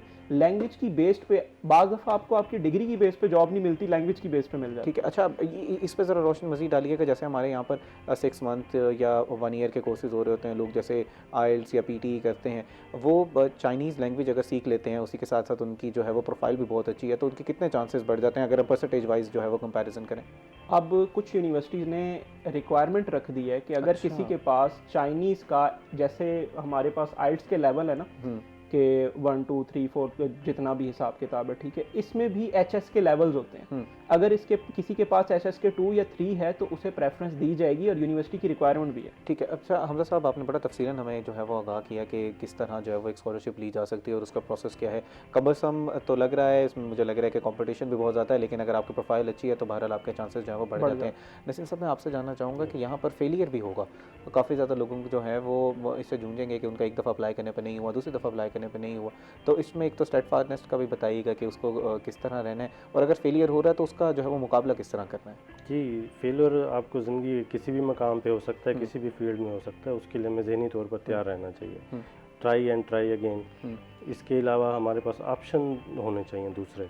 ठीक है। ठीक है, don't put all your eggs in one basket. हाँ, क्योंकि हमारे यहाँ यही ट्रेंड है कि हम एक ही चीज़ पे फोकस रखते हैं, बाकी चीज़ों को छोड़ नसीम देते साहब, बहुत शुक्रिया प्रोग्राम में तशरीफ़ आवरी का। आपने इन डिटेल जो हमें बताया कि पैनिक अटैक्स क्या हैं और उनका जो है वो मुकाबला किस तरह किया जा सकता है। हमजा साहब, आपका भी बहुत शुक्रिया प्रोग्राम में तशरीफ़ आवरी का, और उम्मीद करते हैं कि जो बुनियादी जो सवाल थे स्टूडेंट्स के, उनको जो है वो हम क्लियर करने में कामयाब हुए होंगे।